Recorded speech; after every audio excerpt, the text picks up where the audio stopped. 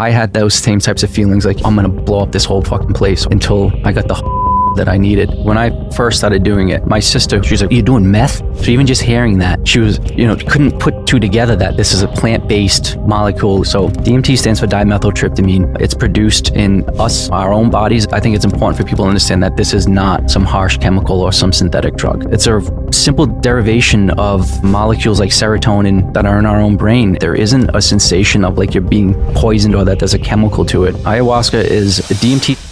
The most common plant that most people extract DMT from is called Mimosa hostilis. You can have it legally shipped in the US, and you can buy Mimosa hostilis because it's used still as an organic natural plant dye. What I like about it is that you're not going to some shady drug dealer. The experience only lasts 7-8 minutes. So you're going into the most deepest of psychedelic trips and then coming back to full lucidity. There's no hangover.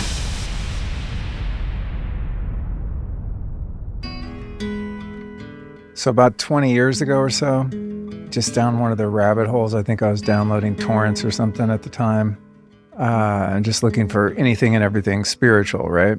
And one of the files that I came across was Hemi-Sync from the Monroe Institute. And I read about it a little bit. Oh, okay, synchronizing the hemispheres, that's probably good. So I used to listen to those things nonstop, and I didn't even realize there was a whole modality around it, and a person and a teaching and a center and all this stuff. And I think I kind of started to discover that after the man had died, Bob Monroe. And up until listening to one of your recent episodes, I didn't even realize that it was still a thing. So I just kind of listened to the tracks, but that's as far as it went. So let's start telling me about your gateway experience. Sure. And hey, if I could be the one that share some of those messages with the world, and that's why I'm here.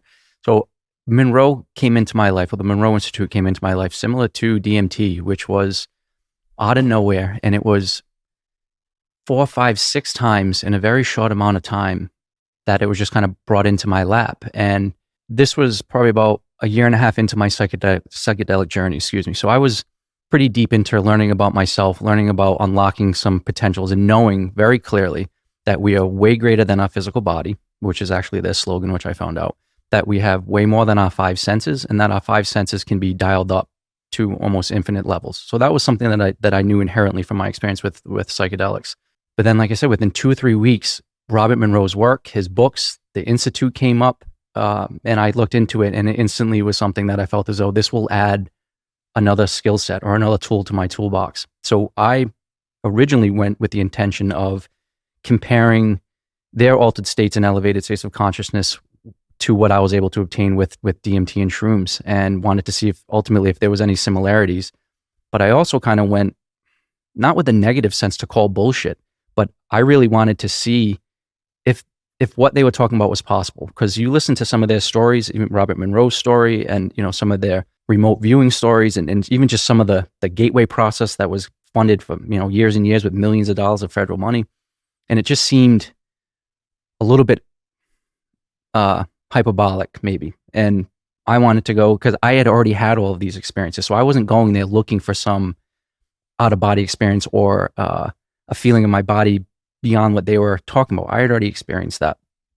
So I went with the intent of comparing those two, and a lot of similarities. I actually wrote a short paper about kind of 10 bullet points about what I considered were really, really similar. I'd be more than happy to get into you with that. But if I could, leading up to that, the synchronicities, and we were just talking about the gentleman who you saw me on the podcast, Michael Phillip. So he was my roommate there. And that was one of those kind of weird things where I'd been watching a lot of his videos. A mutual fan of ours had mentioned that he was going the same week that I was going.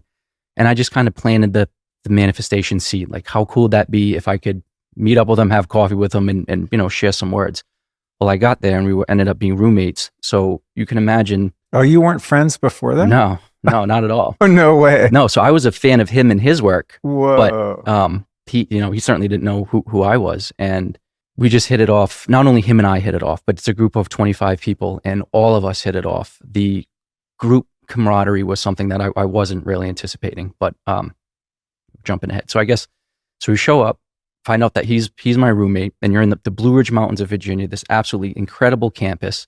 And I was instantly comforted that this was a place of authentic loving energy. It wasn't bullshit. It wasn't hype. The more I learned about him as an individual and kind of how he got into these experiences, the more and more I felt comfortable. But the sum of that week was 6 days of incredible deep meditations with the Hemi-Sync program, or the Hemi-Sync technology, which basically, like you mentioned, it's synchronizing the hemispheres of your brain. Really, all that is a simple way of breaking it down is each ear, or each side of your brain, takes in a different frequency of sound, and our human brain is only able to, go to certain levels. And if you put, say, 100 hertz in one ear and 108 hertz in the other ear, your brain will recognize that 8 hertz difference, which is typically too low for us to normally, to recognize. So they were playing with the differences of those ranges that typically human brains can't recognize, but how you get it to impart a specific feeling or energetic ability. And I remember the first day I kind of raised my hand and said, will I be able to know the difference from focus 12 to focus 15 to focus 21? Or is it just because you're prompting us with words and you're kind of manipulating us to feel like this? And it was very clear within the first couple of days that no, these frequencies do elicit very specific responses in your body. And yeah, it was something that, like anything, you give it the time and energy, and you kind of learn to play with it, and it opened up and unlocked incredible experiences for me. Not only the ability to meditate deeper, to understand my body at a better level, but the takeaway from that, listening and befriending all of those other, 24 other individuals, was the takeaway was, yes, incredible place. Yes, the mechanisms do work, but everybody there was taking a week for themselves. They invested in themselves. They felt as though they were worthy of that time, energy, and money. And I don't want to say even without the Hemi-Sync technology that people still would have had a transformative experience, but I really do believe that, because people realize that they're worthy, that they're capable, and that they, the phones were away, the computers were away. We got summoned to dinner by the ringing of a bell. And, it really was just a disconnection from all of the societal bullshit and all the social media smut and all of the crap that's typically imparted on all of us as individuals. And you were able just to walk into the woods and listen to the bees and the birds. And you were able to, hug a tree for 2 hours if you wanted to. And the personal stories from everybody after that was, they were just all so appreciative that they took the time for themselves. And that really was the takeaway from all of it, was know that you're worthy of investing in yourself. And there's so much information about their actual Hemi-Sync, technology. I don't necessarily, I'll probably butcher that if I go over how they're actually doing it, but it's really simple. You're in a dark, quiet space. You've got your headphones on, and you're truly trying to have that brain heart coherence. You're really getting your body to be aligned. And when you're in control of those states, it's amazing how far you can push yourself. And like I said, their slogan is, "You're more than your physical body." And you definitely leave that place knowing that. And it sounds like your experiences, you figured that out a long time ago. I figured that out, 4 or 5 years ago when I started my psychedelic journey. Most people probably don't know that. And if that could be one of the things that people unlock, that's a step in the right direction that will unlock a lot of other things. Imagine a world where more people were aware of that. You know what I mean? So it's like so much of what we perceive to be dark or evil, I think, is just people not knowing that we're eternal, right? If you look at your one lifetime here, you can't help but kind of be reduced to your base animal nature, to be acquiring, getting, achieving, Hoarding. versus just being. Yeah. When you look at like the power structures, right? Do you guys not realize, like, there's an afterlife where you're going to have to reconcile the shit you did, but more so that there's no need to hoard here, because the earth is abundant. There's plenty of everything for everyone. Yeah, resources are not limited. I don't know how that, well, I know how that fallacy started, but it's definitely not true. And one of the corny kind of takeaway lines for most people that go deep into psychedelics is, we're all one and we're all part of the same thing. And as corny as it sounds, that's the takeaway, that damn near everybody that goes as deep into psychedelics as I do, or that spend a week with the Monroe technology, you come away knowing that. And that doesn't mean you're not an individual. That doesn't mean that you're not special in your own unique way. But to know that us as a human species, we can achieve so much more personally and as a collective group if we work together and we realize that. I'm getting goosebumps talking about it because I spent so much of my life like looking at people as the other in a way to use them, to manipulate them, to somehow use them for gain. And it turned my life into shit, where the last few years, it's just, what can I do? What can I give? How can I be of service? How can I connect? How can I share love? And the universe has provided in such incredible ways, including me sitting here in Austin at your beautiful home, where it's just, it gives me the faith to know that this is the way to live. This is the way to share. And there's plenty to go around. And whether it be psychedelics, whether it be the Monroe Institute, whether it be a near-death experience, whether it be some tragedy in your life that shakes you out of the current state of just monotonous rat race, whatever that may be, really is the message that I'm so passionate about sharing. And we spoke before recording about how typically I state, psychedelics I don't think are for everybody. DMT is definitely not for everybody. But whatever you need to do to realize that you're worthy of learning about yourself and taking that time for yourself, that I think will unlock a lot of the same things that some of these psychedelics can unlock. And it's just, people just somehow need to get that in their head, that they're their best asset, but they can also be their worst enemy. And if you can change that, where you really become, you get out of your own way and you realize how divinely powerful you are and how connected you can be to source and to anything you want, life becomes fun. Which for somebody like myself that almost took my own life because life was so damn painful, it's such a beautiful way to be able to talk about it now, about how you can be comfortable in your own skin and radiate goosebumps and love and positive energy. And that's the way to be a human, not the other ways. What were you like before your first psychedelic experience? So, and I try to give my life in kind of some bullet points, because it wasn't just like a random one-off event, but my life really is kind of before psychedelics and after psychedelics. It really is two complete individuals. And part of the reason why I tell my story or I share my background is because I truly had and still have every possible advantage that anybody could ever ask for. I have amazing grandparents. I've had amazing great-grandparents. I had everything that I could have ever wanted as a child growing up. The love, the support, the admiration. I had college education, great jobs. I got gifted a large sum of money when I was a teenager. I was able to have multiple jobs that paid extremely well. So at 40 years old, on paper, I was living, the American dream. I had the 3-story Victorian by the ocean. I was making, deep 6 figures. I had all of this stuff. But at that point, I was still a narcissistic, belligerent, drunk, alcoholic asshole. And I had ruined everything in my life, including multiple long-term relationships. And the breakdown of my life started with a knock on my door from a constable giving me a restraining order.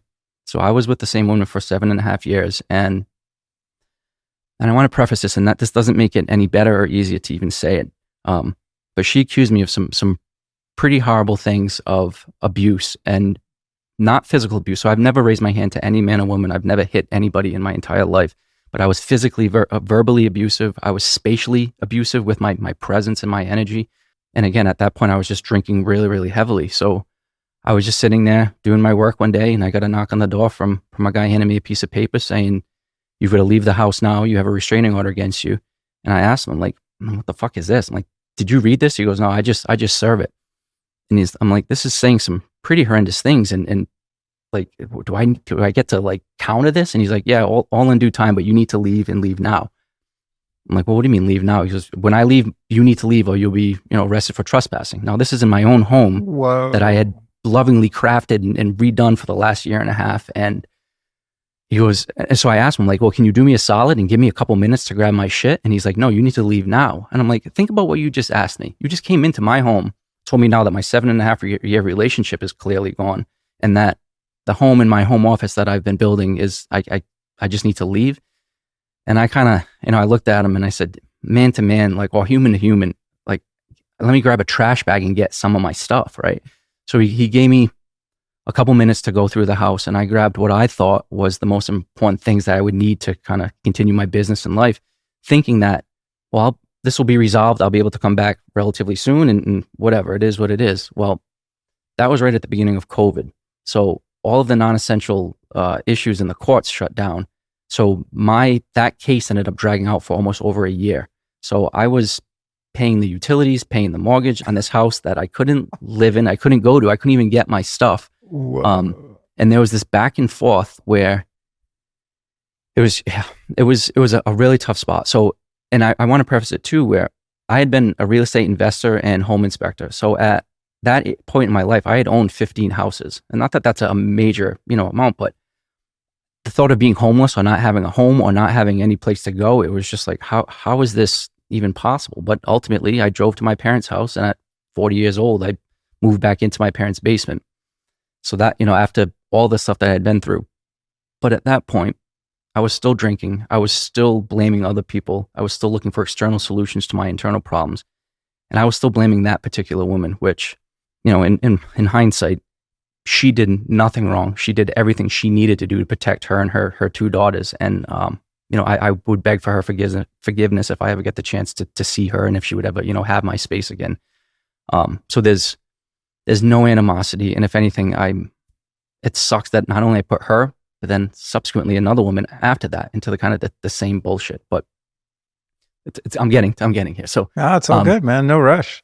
So moved back in with my parents, but I'm still making $200,000 a year. I'm still like, whatever, fuck it. I'll just, I'll get rich, and I'll just keep going on my path, and, screw that. Well, I quit one high paying job and moved out into the Cape, in the Martha's Vineyard area, for an even better job with a new set of life. I was over there with a family friend that had an established business, and it was just like, all right, cool. I'm going to go and get my life back in order in a new area. And I had kind of given up on relationships and women. I just figured I'd take a hiatus. So I was building this brotherhood and camaraderie with the owners of this company, and we were doing really good. Money was coming in, everything was great. And long story short, one of the co-owners, I found out, screwed me $900 in commissions, and a very insignificant amount of money. But I just was so hurt, and so like, just at the end of my rope from being what I perceived of was being wronged and fucked over. And I threatened to kill that guy. And it was very serious, and it was very like, but we met in the office. I said my case, he kind of had his case. And he basically looked me dead in the eyes and was, yeah, I did screw you. I did take that. And kind of like, what the fuck are you going to do about it? And I lost it. And I was like, all right, well, I'm going to rip apart your body. And it was, luckily the two owners of the company were pretty big dudes, and they were, able to kind of solve the situation, and it didn't become physical where we couldn't kind of, get back at it. But I left there just being so just devastated, where it seemed like everything that I was doing, and in retrospect, I had to take ownership for it, but I was just getting checked with all of these things in my life where it was just like, how could all of these things be going wrong? And now I don't have I quit my high paying job, got this job. Now I don't have this job anymore. I was living in the owner's home, in this like $1 million mansion, like out in the Cape. I knew I wasn't gonna be able to live there anymore because I just threatened to freaking kill the guy. So it was, here I am again, homeless, jobless. But at that point I still had some money in the bank. So that altercation happened on a Sunday night. That Monday morning, I woke up and said, I'm driving to California to hug a redwood tree. That was my only plan. I grabbed a backpack. I got in my car. Pretty solid plan. I drove 26 hours to Sounds like a step up. Kansas City, Missouri. And that was my first stop of about a 1.5 year journey of just traveling the country back and forth. I think I mentioned I went to like 40 different states. I lived out on the coast of Northern California for like 3 weeks. I lived out of my car. I just went on this spiritual journey of a reset. And through that journey is when I started getting into psychedelics and DMT, and those two things of taking the time for myself, being alone by myself, with the combination of those plant medicines really unlocked a whole different perspective. And that's when I came back and realized that I needed to share what I had found. And that's always the kind of purpose of writing this book was not to be like I'm some DMT expert or to say that I have all the answers, but I knew that there were a lot of people that could relate to my story that were lost and needed some sort of guidance. And I figured that my purpose on life wasn't to make money anymore. It wasn't to do all the material gains of the shit that I was trying to do before. It really was, let me try to help people that were in the mental spot that I was in. So that's what I've been doing now for the last 3.5 years. So it's been one hell of a journey since.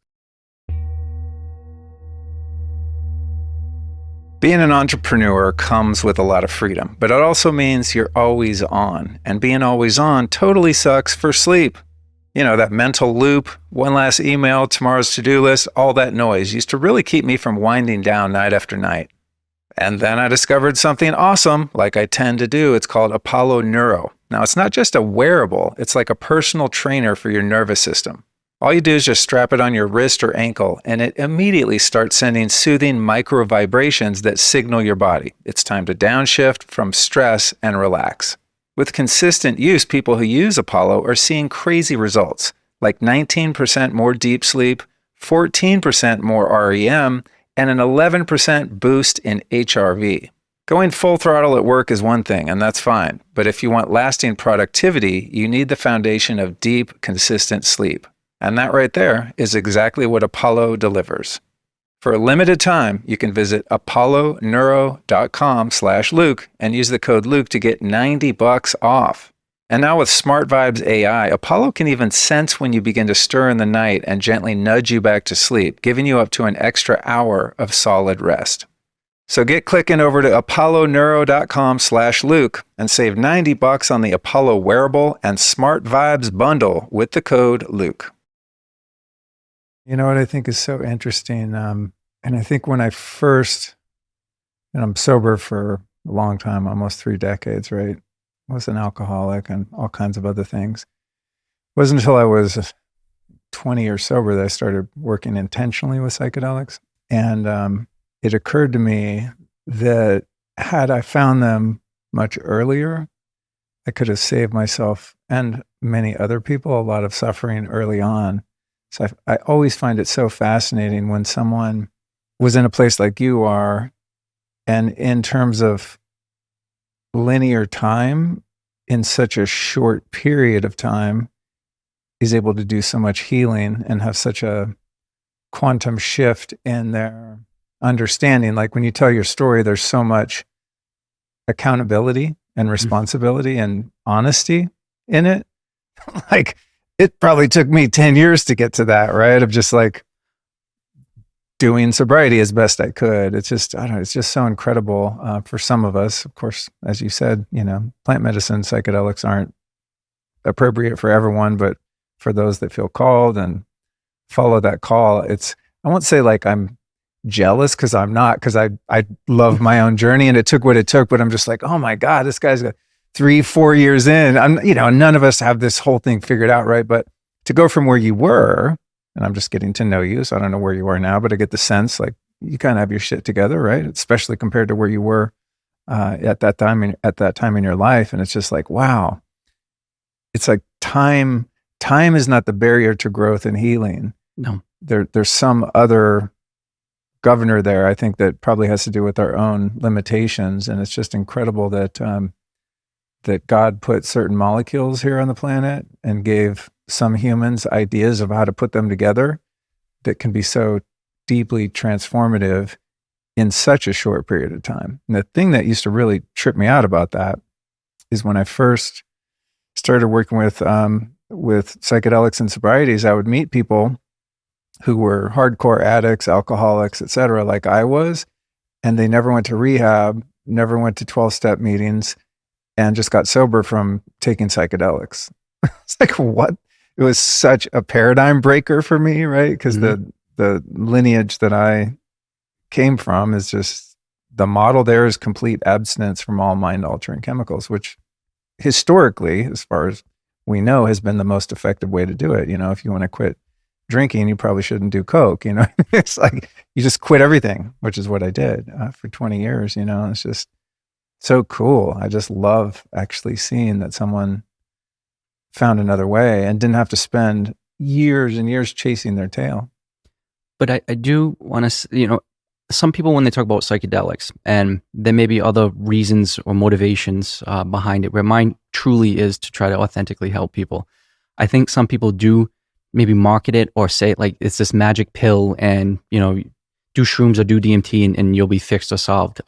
That is not the case. DMT, or any of these psychedelics, if you think they're the magic pill, or that going to Monroe Institute, that you'll figure it out and you'll be able to remote view, you're going to be let down. But I do think that they can be a catalyst. I think they can have a perspective shift. And that there can be those moments of the epiphany, like aha. And I mentioned I just had one about my father, which I'm excited to get into as the conversation goes. But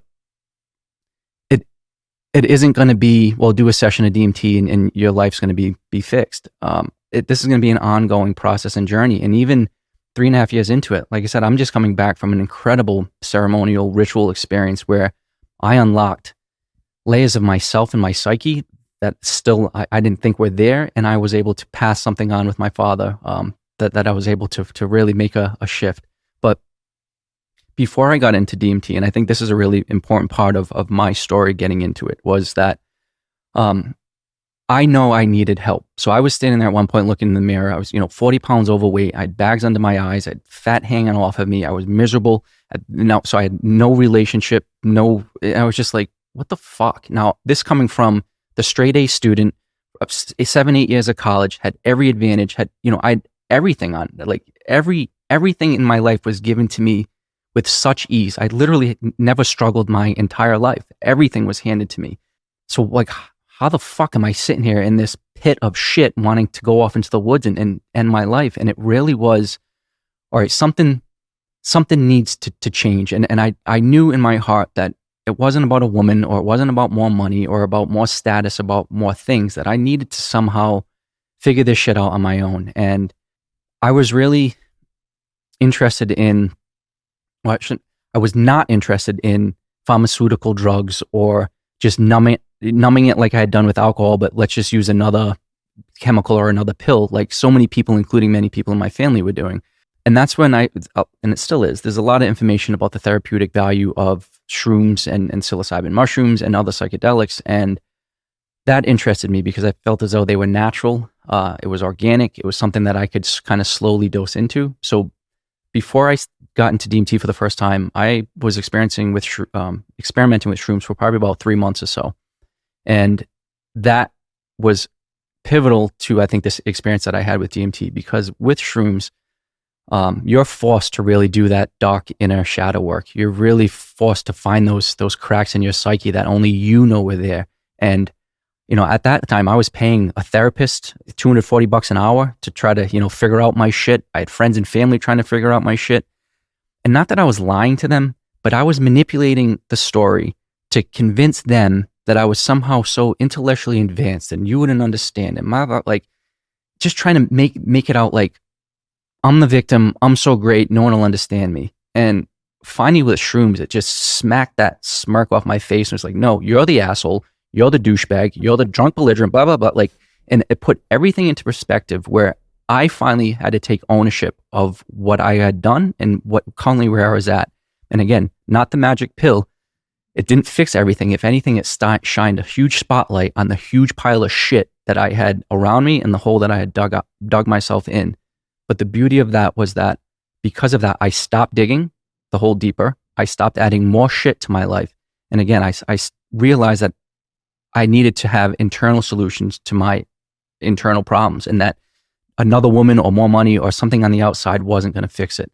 So I went pretty deep with shrooms. 5, 6, 7, 8 grams was my, I think one of the higher doses that I did. And I'll do it.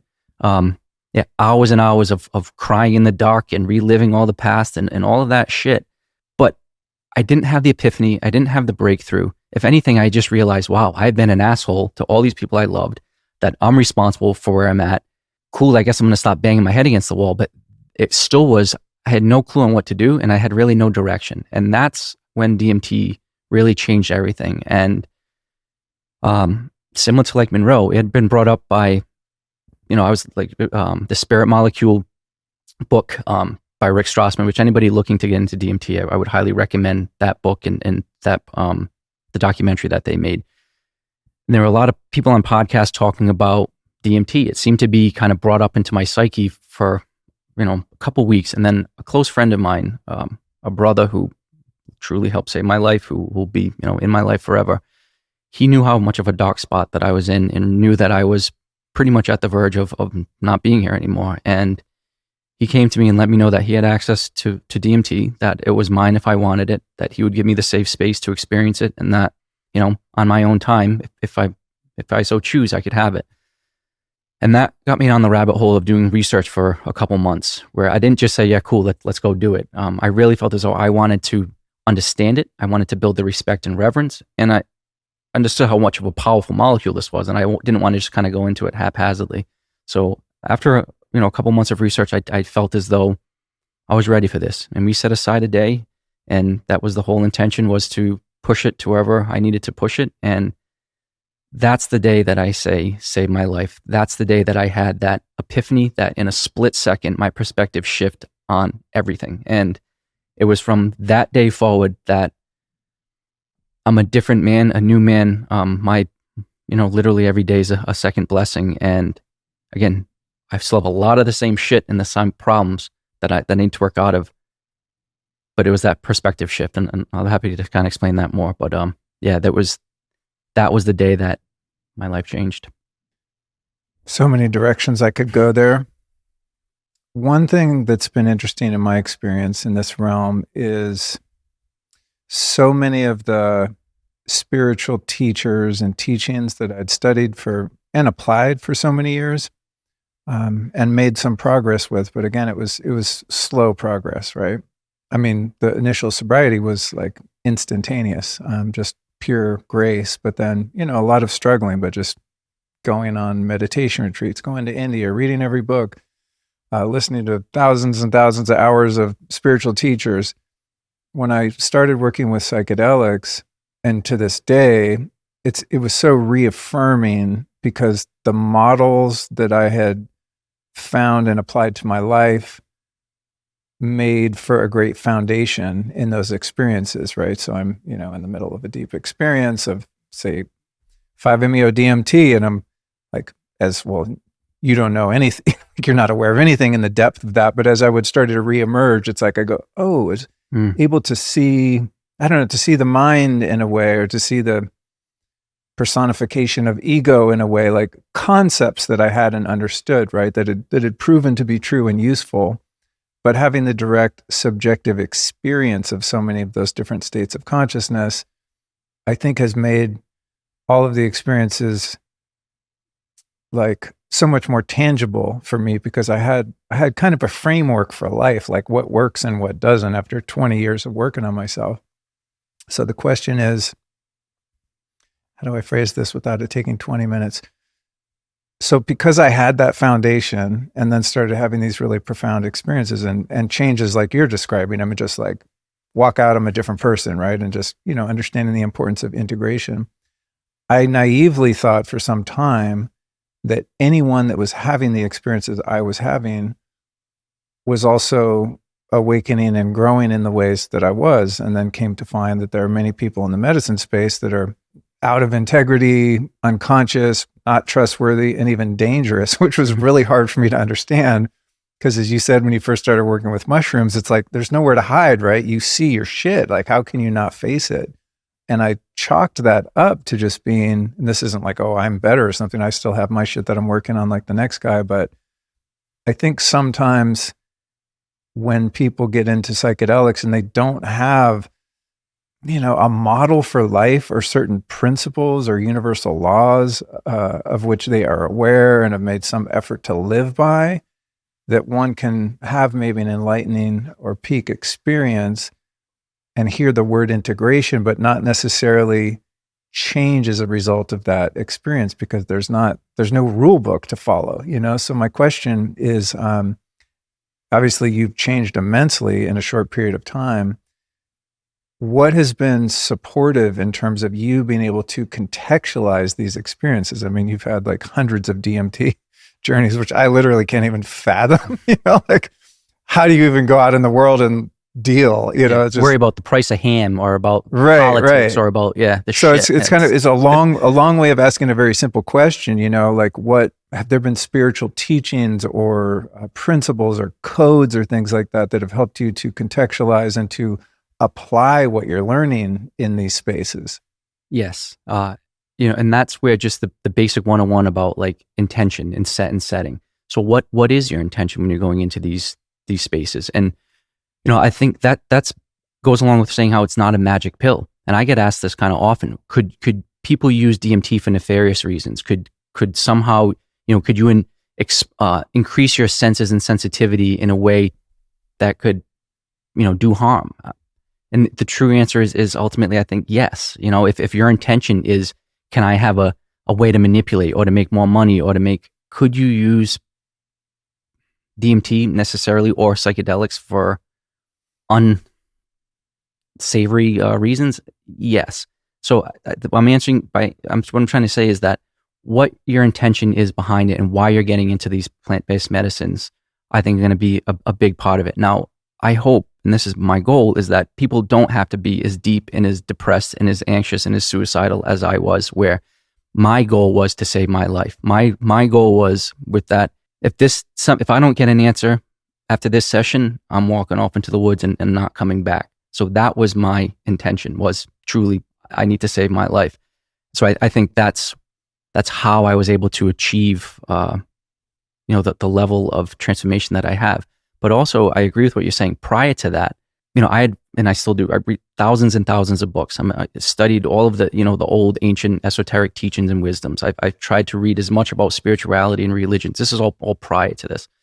In college, I was an entomologist, so I studied insects for, almost 8 years. So I had a scientifically inclined mind to be able to put all these things together. And I do think there's a synergistic effect where it's not, 1 + 1 = 2. It really is 1 + 1 = whatever, name a number. And these things do compound. But, and if your intention is to go to a concert and trip balls and go have unprotected sex and jam out to music, then, that's probably what will happen, and that will be your intention. And that's not right or wrong. But my intention, and I think what I'm focusing on when it comes to psychedelics, is mental health awareness, letting people know that they're, of their value and that their own worthiness. And that was what I was trying to get out of psychedelics. So, kind of long-winded answer to, yes, things do compound. I think you have to have the right intention. And since then, it's been a continued process. As much as I said that day changed my life, it's not changed my life and I'm fixed, everything's good. It's, well, now I at least know what direction to go in. I at least know where I'm aligned and where I'm not. And I hope that this journey will never end. I don't want some end point. I don't want some level of enlightenment where I'm like, oh, I'm good. I love the journey. I love the peeling back of layers. I love the connection. I love the rawness that conversations and feelings like this, that letting people into your space allows. And it's a process. So as much as, and I appreciate what you're saying, and I take it as a compliment, I know I've had an incredible transformation over a relatively short amount of time. But the truth is I put work in every day, and that I give thanks and gratitude every day. And every day I stop my days with a intentional appreciation of who I am, what I'm connected to, and what my desire is for that day. And it's not to make more money or make shit or acquire material things. It's to, if I can learn a little bit more about myself every day, that's my goal. If I can share love and light to just one person, that's my goal. If I can laugh, cry, and hug somebody each day, that's my goal. And now, several years into it, talking about 3.5 years. So, I've racked now 1,000+ days of doing that every day. So how do you not be a different person? How do you not just want more and more of that? Because it feels so good. And that's kind of I think the goal is just to get off the path of self-destruction, get off the path of self-limitation, get off the path of giving a shit what other people think about you or what your status is, and realizing that there's a path of authenticity that will lead to genuine happiness and contentment. And that doesn't mean an easy life.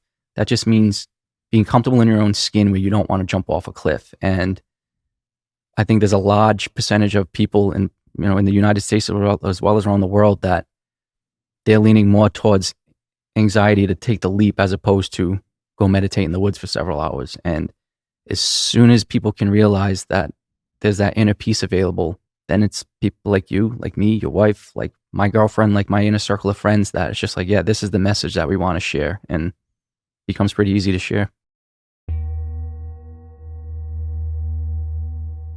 Our nervous systems are under constant pressure from invisible fields generated by Wi-Fi, Bluetooth, cell towers, and non-stop screen exposure. What we're dealing with is a modern electromagnetic stew to which the human body has not adapted.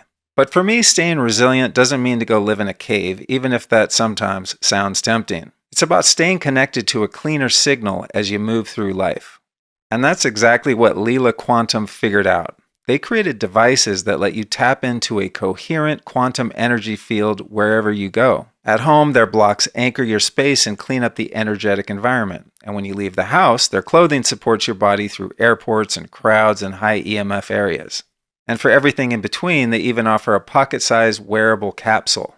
And thankfully for me and some of you, you don't have to understand quantum physics or believe anything either. Solid research shows Leela Quantum Tech helps biology behave more like itself again. Blood cells stay separated and more mobile after EMF exposure, and ATP, the energy current of your cells, goes up. The translation here is the noise doesn't disappear, but your body stops overreacting to it. To experience this for yourself, go to lukestory.com/LeelaQ, and if you use the code Luke10, you're going to get 10% off your first order. That's lukestory.com/LEELAQ. And Leela Quantum isn't about blocking out the world. It just helps you stay coherent in the midst of the chaos. That's lukestory.com/LeelaQ.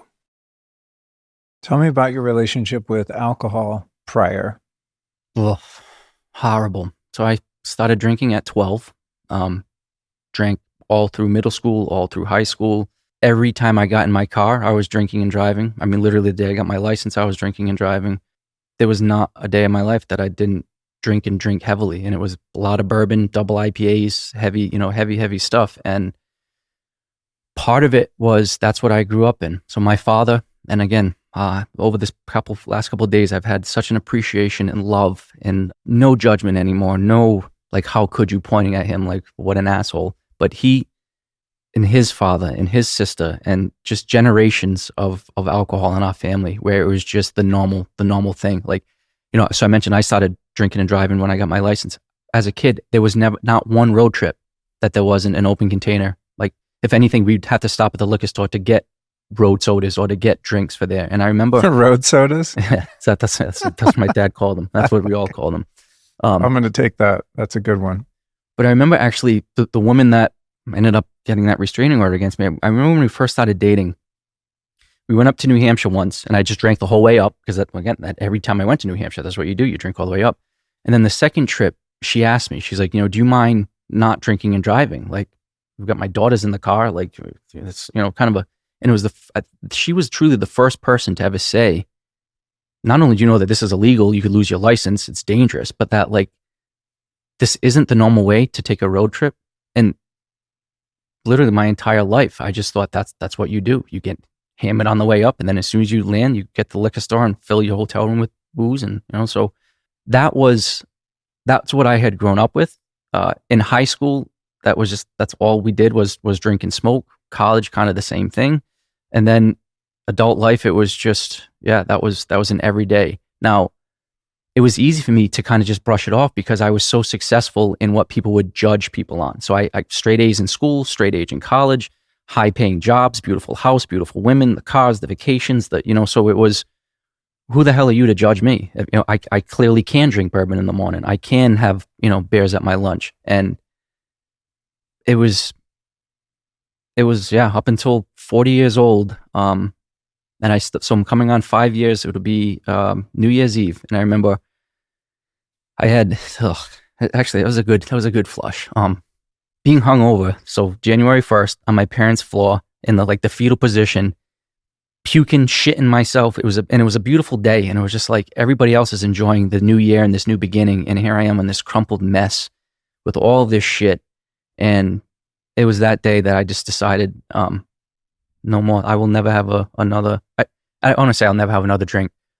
I haven't had one in 5 years. You know, if I end up in Asia somewhere and some samurai offers me wine that is, you know, grandfather made, that's 4,000 years old, I'll take a sip of it. So I don't want to say I'll never have, because like, you know, like it's the devil. But yeah, it was that morning I woke up and I just decided this is not serving me well, and I don't ever want to wake up hungover again. And that was really the main thing. Like, I love the feeling of booze. I love the taste of booze. I still love the smell of it. I just was so sick of waking up at 50%, 60%, knowing every day, am I gonna, I don't want to say like shit my pants, like I shit my pants all the time, but like to know that like you are just gross and your stomach isn't eating the food and it isn't doing, and it's like every day it was just feeling awful.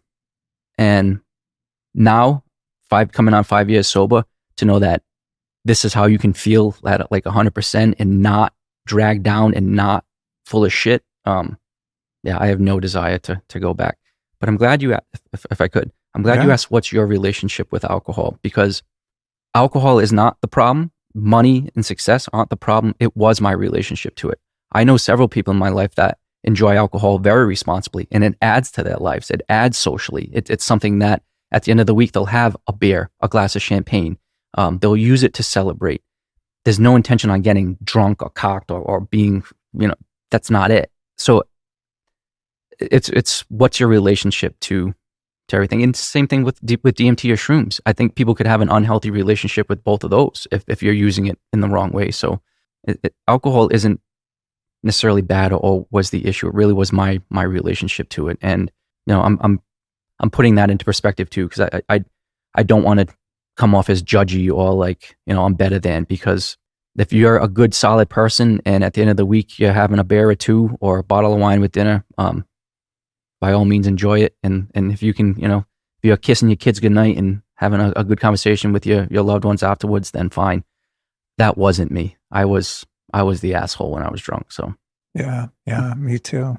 It is, for me, everything is about relationship. I mean, even being in this sort of, well, it's not gray to me, but it could be perceived as gray. My relationship with different substances as someone who had a lot of problems with substances early on is like, it's all about relationship. It's about boundaries. You know, there's just, it's like I'm in a middle of a circle, right? And every available mind-altering chemical exists somewhere in that spectrum. Some are so far out that I think I could say I'm never going to do that as long as I'm breathing. And some are kind of somewhere in the middle, exercise caution, and some feel completely safe. Like I don't think I could ever get addicted to DMT. No, I don't think anybody can. And actually, I've had quite a few people kind of say, well, it sounds like you just quit alcohol and now you're addicted to DMT. You said you've done it hundreds of times. There's no way, in my opinion, you could get addicted to DMT. It is terrifying every time. It never becomes easy. You become a little bit more familiar with the sensations, but it is not something that you're doing necessarily for fun and not that I need to qualify or even give a pushback, but now doing this for what's like 3.5 years, to say hundreds of times, I equate that to, and I'm not necessarily religious, but for the person that is, if they're going to church once or twice a week, and you're doing that once a week for 3.5 years, you just went to church 150 times, 200 times. So are you addicted to church? Or is it, you know, if you've got the epiphany moment and you've got the answer, why do you have to keep going back? All right, well, if you found comfort in Christ or religion or in praying and meditation, well, why are you going every once a week? Or what, didn't you get your lesson? And I think the same thing applies. It's not a one and done thing. It's not like, oh yeah, I've got Christ consciousness in me now, and now I don't have to go to church. If that's where you go to vibrate properly, to connect, to resonate with your own internal self, then you know that's how I'm using it. So it's not just let's blast away and go party and do DMT. It's really with a deep reverence and a spiritual intent. And now those intentions do change. Like, you know, I mentioned I have a chapter in my book about transcendental sex, art, and science. There are times when I'm using DMT for intimacy, to make orgasms ecstatic, to prolong sex, to do all these things. I do use it creatively for art to expand my visions. So it doesn't always have to be deep inner therapeutic work and always have to be heavy, but it has to be with in my opinion, with the respect of what that molecule does and how honored personally I am to have access to it. And there's recipes in that book that they're not my personal recipes, that they're available online. But I feel as though a couple hundred or whatever, 50 years ago, or even before the internet, people didn't have this information available. Like this was the shaman from 2000 years ago that like people came all around the world to see, where now it's like, no, you can make this in your own room, in your own house, in a safe way and experience what I think humans were meant to experience, which is a connection to self, which is way beyond what typically our society allows. The book to which he's referring is right here, Butler's DMT Field Guide. And we're going to put that in the show notes at lukestory.com/Butler. When I was reading your guide, as I was telling you earlier, it's rare that I have a chance to read someone's full book by the time they're sitting here, because it's just, it's the day before and I go, oh shit, I haven't read their book. Get a lot of books in the mail. This one I actually did read all the way through. And I like the field guide aspect of it. It was incredible to sit here and be like, wait, I could get on the internet right now and just buy the raw materials and just make this myself, which I probably won't because I don't trust my chemistry skills that much. But I just thought, man, how many people are going to get your book and change their lives dramatically as a result? It's crazy the time we live in, to your point. There's certainly a place for facilitators and shamans and all of those things, but the accessibility of it in the time in which we live now is really interesting and exciting to me. Yeah, and I think thousands of years ago it was probably more accessible, and for whatever happened, the human society over the last, humans have always been ugly and shitty towards one another, but I feel like the last couple hundred years really have been getting humans so far away from what their innate natural vibrations of love and light and connection and sympathy and empathy, all of those things.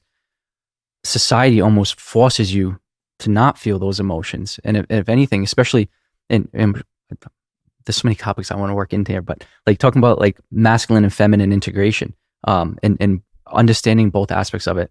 Society frowns upon guys being emotional or being loving and caring and talking about the things that we talk about. And, it's all about bravado and strength and blah, and it's like, man, if that's not the message that is going to help society out. And I think people really now are waking up to realizing that this status quo is not sustainable. Something needs to give. The suicide rate, the depression rate, the homelessness rate, that there's just, human society right now is hurting and something needs to switch and change. And I personally think we're seeing it. And I don't know if it's going to be in 5 years, 10 years, or 100 years or 1,000 years. I still think that's a blink of the eye. If we can somehow change the course of how we interact with one another, that's what we have to do. And, I kind of talk about like the next step of human evolution and how we can kind of go that path. And I think we either go that path as a group, or there's some sort of like weird speciation event where we separate, because the people that are about love and light and connection and hugs and kisses, like all we want to do is help one another. The other people, and just as a like, what the fuck? So I flew in and out of Vegas. So I was in Vegas last night and just energy's way different from what I've been doing for most of the week. But they have a memorial from the concert shooting that happened a few years ago. And I hadn't thought about that I knew when it happened, but they have this incredible memorial where they have pictures and handwritten notes and all the people that had lost their lives there. They have their own little space and it has all about their lives and all these amazing pictures. And there's 91 people that I believe lost their life on that day. And I spent like an hour and a half in that park just crying and stopping almost at everyone and recognizing them and appreciating them and feeling like, oh, this young kid must have been awesome. Or that lady was such an amazing teacher, you can tell. And what a great grandmother this one was. And that first responder lost his life trying to help people. And I just had this amazing connection with all of these strangers that I didn't know. And I just thought, man, if they were alive, like I'd love to have lunch with every one of them. But then there's some sick fuck who is sitting there with a gun and being like, oh, I'm just going to kill all these strangers. And it's like, where is that change, or what makes that person so much different from the people that feel like you and I do? And, you know, I don't, there's not an easy answer to that, but it seems like, and I don't want to say like that guy's lost, or people that have those feelings are lost, and that, you know, they're not worthy of our love and attention. Probably just the opposite. Those are the people that need the hugs. Those are the people to say, hey man, take a moment. Like, you don't have to do this. But it's tough to go through this world knowing that, yes, I want to preach love and light, and man, I just want to go around, you know, sharing this. But especially as I'm walking around in Vegas, I need to kind of be able to protect myself and know that there are pieces of shit out there like that, and that I need to protect myself and my loved ones around like that too. So it's just, I wish that could just be taken off the board, where you don't have to worry about people that are that lost that they want to hurt people like that. But yeah, it's something that I hope more conversations like this will shed light on mental health illness and that whole kind of desire to hurt people. Because I can say, I did want to take my life, and before that, I felt as though, you know what, when I go, I'm gonna fucking take the world with me too. So I had those same types of feelings, like, you know what, I'm gonna blow up this whole fucking place. So I don't want to say that I'm immune to having those feelings, or like, how could he?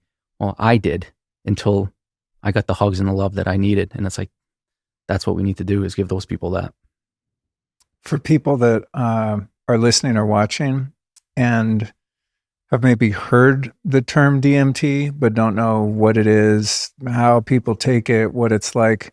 And I respect the fact that you said, you know, you're not an expert and, you know, trying to be the world spokesman on DMT, but I think there is subject matter expertise. You know? So I'm not talking about, you know, the molecules, like not the sciencey version of it, but just let's start at like base level for people. Some people are aware that DMT is the active ingredient in ayahuasca, for example, but there are many sources from which it's derived, many different ways you can use it. So give us the 101 on DMT, and then I want to get into you know, some of the far out shit that happens. Well, I appreciate that question, because when I first started doing it, my sister, who I have a great relationship with, she's like, "You're doing meth? What do you mean dimethyl?" So DMT stands for dimethyltryptamine. So even just hearing that, she was, you know, couldn't put two together that this is a plant-based molecule. It's endogenous, it's produced in our own body. So I appreciate that, because I think it's important for people to understand that this is not some harsh chemical or some synthetic drug. So DMT stands for dimethyltryptamine. It's a molecule that, my understanding, is in thousands and thousands of plants. You know, they seem to find it more often than not finding it. It's produced in us, you know, our own bodies, as well as all mammals, and it's a simple derivation of molecules like serotonin that are in our own brain. And what I found was that it's so easy to metabolize, and it's so easy to take into your body, because it is natural and because we do produce it, that there really isn't a scary feeling about it. There isn't a sensation of like you're being poisoned or that there's a chemical to it. It really just felt as though I was getting a nice dose of something that was natural. So DMT typically comes in multiple forms. So you hear about ayahuasca quite a bit. Ayahuasca is DMT, specifically one plant, because it is an actual recipe from South America, where it's one plant and then one root, and one has the DMT and the other one has what's called an MAOI, which is a monoamine oxidase inhibitor. So that allows your body to kind of not metabolize it and break it down easy. So that way you're having that 4, 5, 6, 7, 8 hour trip potentially. But ayahuasca, when you're drinking it, and in my book I mentioned DMT brew, because you can extract DMT from, again, thousands of plants, and there are a bunch of MAOIs. So you can use turmeric, black pepper. You can get just concentrates of MAOI. So you can make basically an ayahuasca-like drink. I've had great value with doing ayahuasca and those types of drinks. But when I talk about doing DMT hundreds of times, that's smoking it, and that's in the crystal form. So and the beauty of that is that the experience only lasts 7-8 minutes. So you're going into the most deepest of psychedelic trips and then coming back to full lucidity. There's no hangover. There's no, you don't need a day to recoup. You don't need to go across the country to, spend 3 days in a tent somewhere. You're really able to have those deep lessons and integrate it. And that's what I think, one of the big benefits that I had that first day, because I mentioned in the book too that I did about 50 hits that first day. And I know some people can be like, no fucking way, it's bullshit, because typically 2 or 3 hits and you're good. But I did 7-8 sessions, and each session was multiple hits. And towards the end, I was pushing it at, 5+ hits. That's where I felt as though I got 5-10 years of therapy in a day. I was able to put myself into such extreme, levels of elevated cognitive ability, and then come back and integrate it. And that is I think one of the best attributes of DMT, is that it's something that can be used and integrated in a short amount of time. Now, there's a time and a place for the long 13-hour session that you said you had. I just came from a multi-day session a week ago. There's a time and a place for that. But for most people to be able to have access to a psychedelic compound as powerful and as natural as this is, and to be able to use it on an afternoon and still, cook dinner for your kids that night is amazingly powerful. And you mentioned about being able to just get the ingredients online. The most common plant that most people extract DMT from is called Mimosa hostilis, and it's this beautiful purplish dark root that they use for natural clothes dyes. So that's kind of the get around, is you can have it naturally, not naturally, you can have it legally shipped in the US, and you can buy Mimosa hostilis because it's used still as an organic natural plant dye.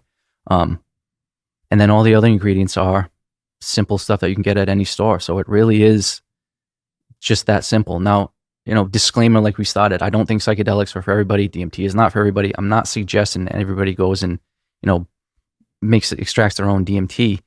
However, if it is calling to you and that is something that feels as though, could help you, what I like about it is that you're not going to some shady drug dealer. You're not going out and trying to have some, bartering or some exchange of money for something. You don't know the intention in it. You don't, where with this, I really enjoy the process of extracting it. I set aside an entire day of meditation and prayer and imparting energy into it. And it becomes, you become one with the plant, with the medicine.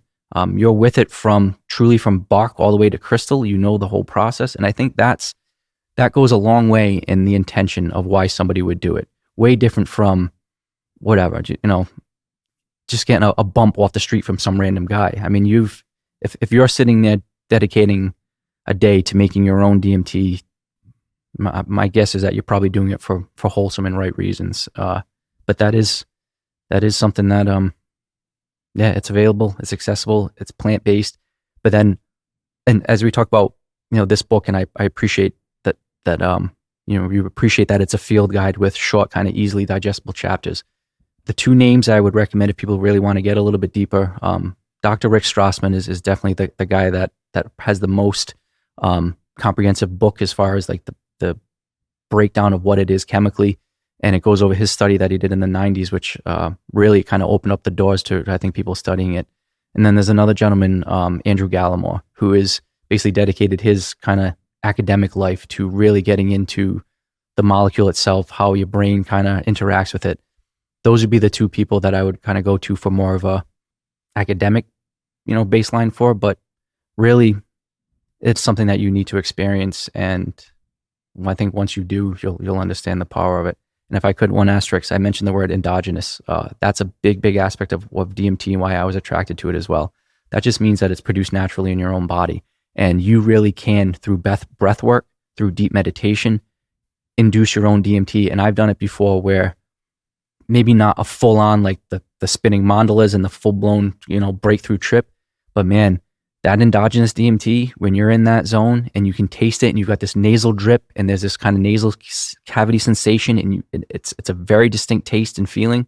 It's so beautiful to know that you can put yourself in that blissed out state. And I put myself in that endogenous DMT state all the time. And it's awesome.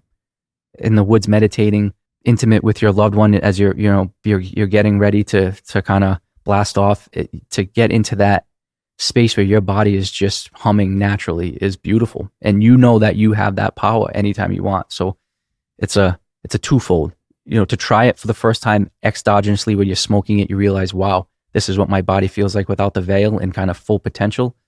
But then as soon as you realize that you can kind of get there by your own supply, that's a very, very powerful thing to realize, that you don't need an outside source. It's all right there in you. After decades as a complete supplement junkie, I found a handful that help you cope with the symptoms of aging, but very few that actually teach your body how to fix itself.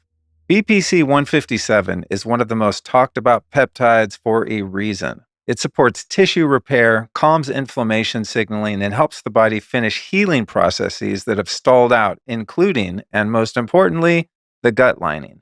And here's what most brands skip. A peptide is only as good as its ability to survive digestion and get absorbed. That's why Regenerate from Level Up Health stands out. These guys didn't just drop BPC 157 into a capsule and hope for the best. They built a whole system around it, buffering support for oral bioavailability to support inflammation signaling, and hyaluronic acid for connective tissue hydration and mobility. I've been on Regenerate for about a year, and I gotta say, man, my body feels more resilient. The old aches don't demand attention, and my digestion is way more on point. It just feels like real repair is happening under the hood, because it is.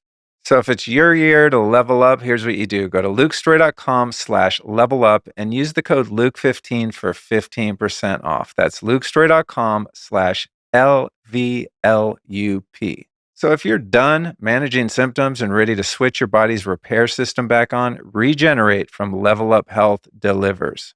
That site link again is lukestroy.com/level up.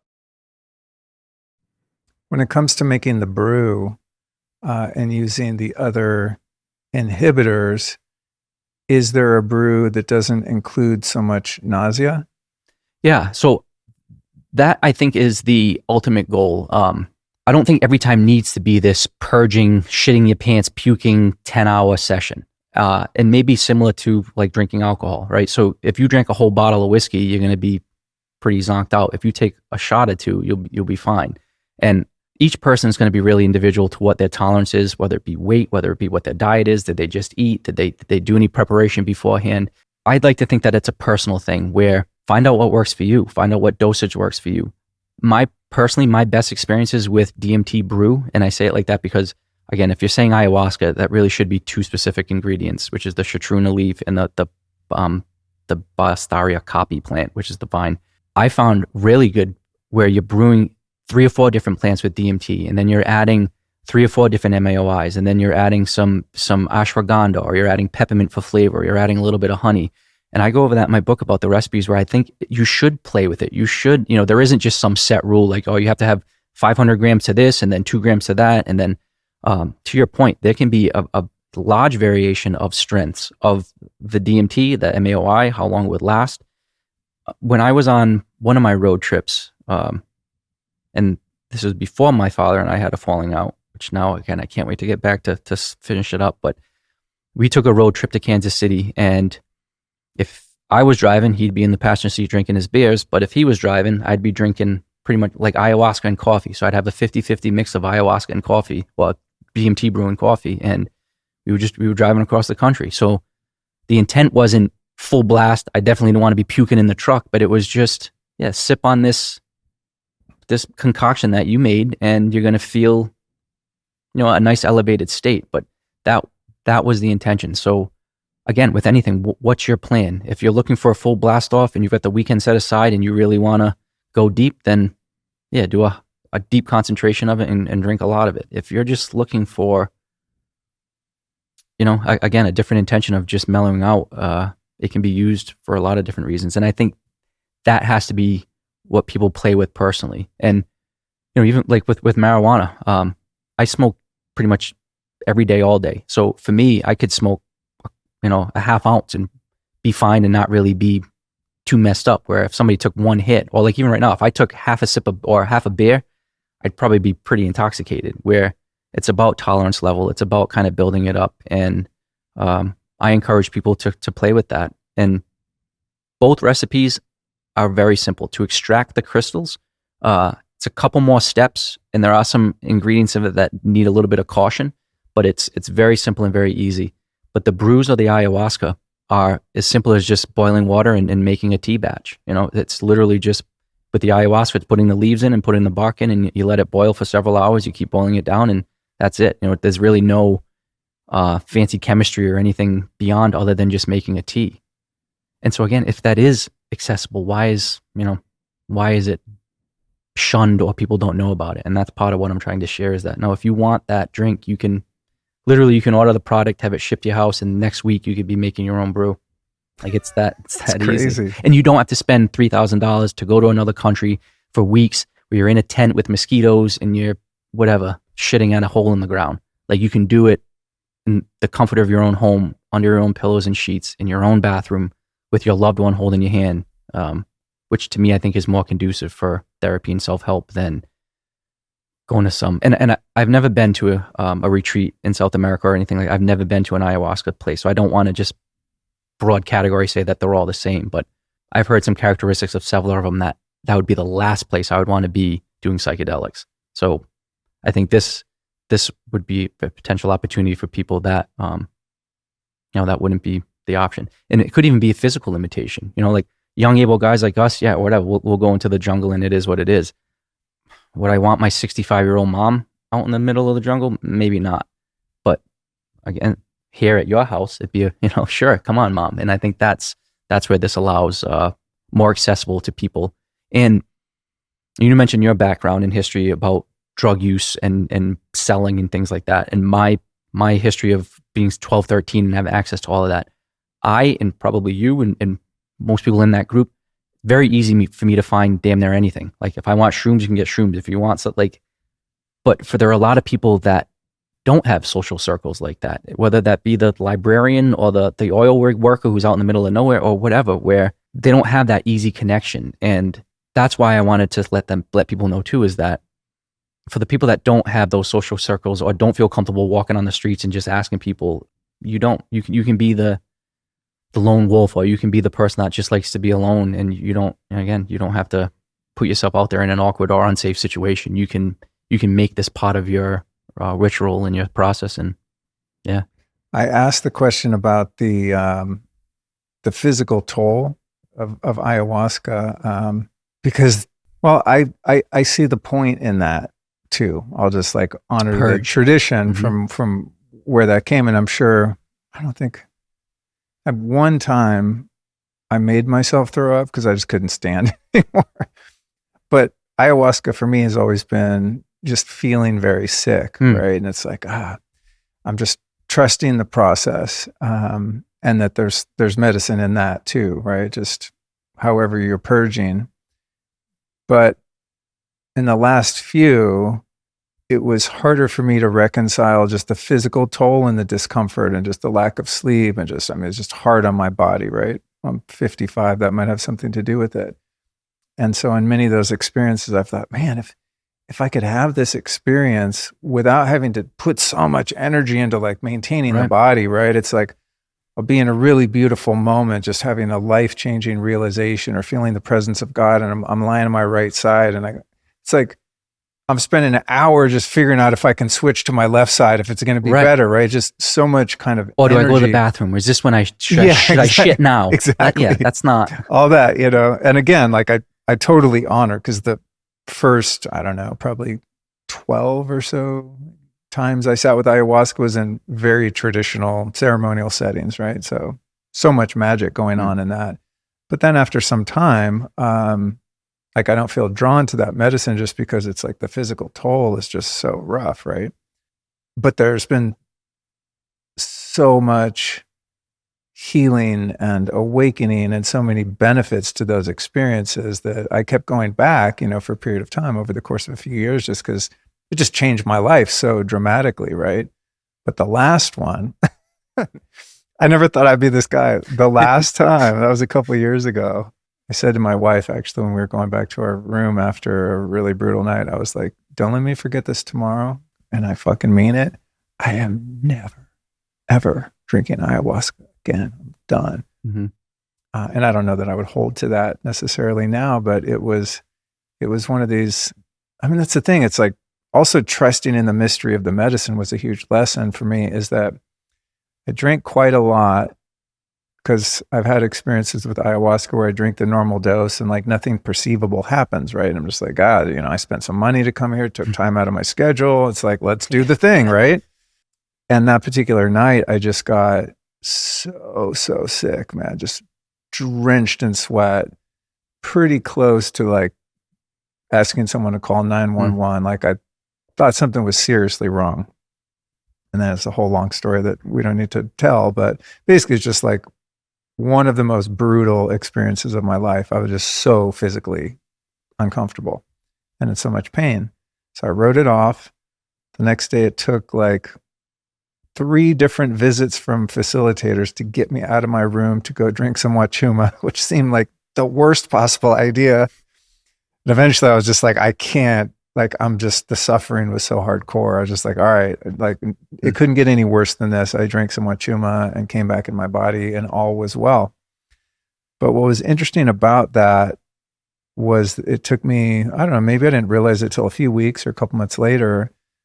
I'd been having vertigo, like kind of just getting more frequent for a couple years, maybe 2 years or so, right? Where I just like feel kind of like swimmy in my head and sort of dizzy, losing my balance. It was really weird. No one could figure out what it was.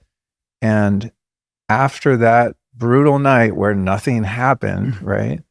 I never had vertigo once ever again to this day, knock on wood, right? So it's like, I respect the intelligence of the medicine and how consciousness works through it. And even when I'm not aware of the healing that's taking place, it seems like the medicine's doing things, at least that night, in my body that I could never really understand and probably never will understand. But something shifted, right? There was some sort of detox or some sort of healing. So I'm very grateful for that. But if you would have told me, hey, we can make your vertigo go away, this is what it's going to feel like for 8 hours, I would say, I'll keep the vertigo. Like it's just so brutal, So in the DMT space, I'm like, oh, there's something so special there. And I've had so many profound experiences, but the physical toll is the thing that kind of keeps me away from it. Right. So I think it's really exciting that there are other, obviously smoking the crystals, other brews that maybe aren't so brutal. And just thinking too, you were talking about just older people and people that don't have the physical vitality. There's so many people that couldn't handle those really rough nights on ayahuasca, but could still use the emotional and spiritual healing, right? Yes. And, I'm just picturing, even at a lesser dose, to be surrounded with loving intention, to be in a setting where it's to help yourself and to know yourself. Like all of those things are going to compound. So, maybe the ayahuasca isn't the strength of 10x, it's only 5x, but you're adding those other X's to make it 10x. But the sound healing, the vibration, the songs, the incense, the smell, there are ways of, I think, that there can be extreme therapeutic value from doing lower doses, and maybe similar to, more people may be more familiar with like shrooms. There's a time and a place for 10 grams. So there's a time, if you want to, just a couple weeks ago, I did, it was 6.1 grams. Not that that's a massive amount, but I set aside the day. I knew that it was a rainy day. I had the lights shut off. I had the curtains drawn, and my plan was to go deep. And I had specific questions that I wanted to, talk with my psyche about. And I knew I wanted to push it deep. But there are plenty of times when, my girlfriend and I will do a gram or a gram and a half where I don't want it to be that deep. If anything, and it's more than, I want it to be perceived a little bit. It's not just a microdose, but there has to be some play. If you're going into it where, all right, I've got to do this amount or this strength and this dose, I think you're leaving yourself, or you're not giving yourself enough room to play with it and to feel your intuition and gut.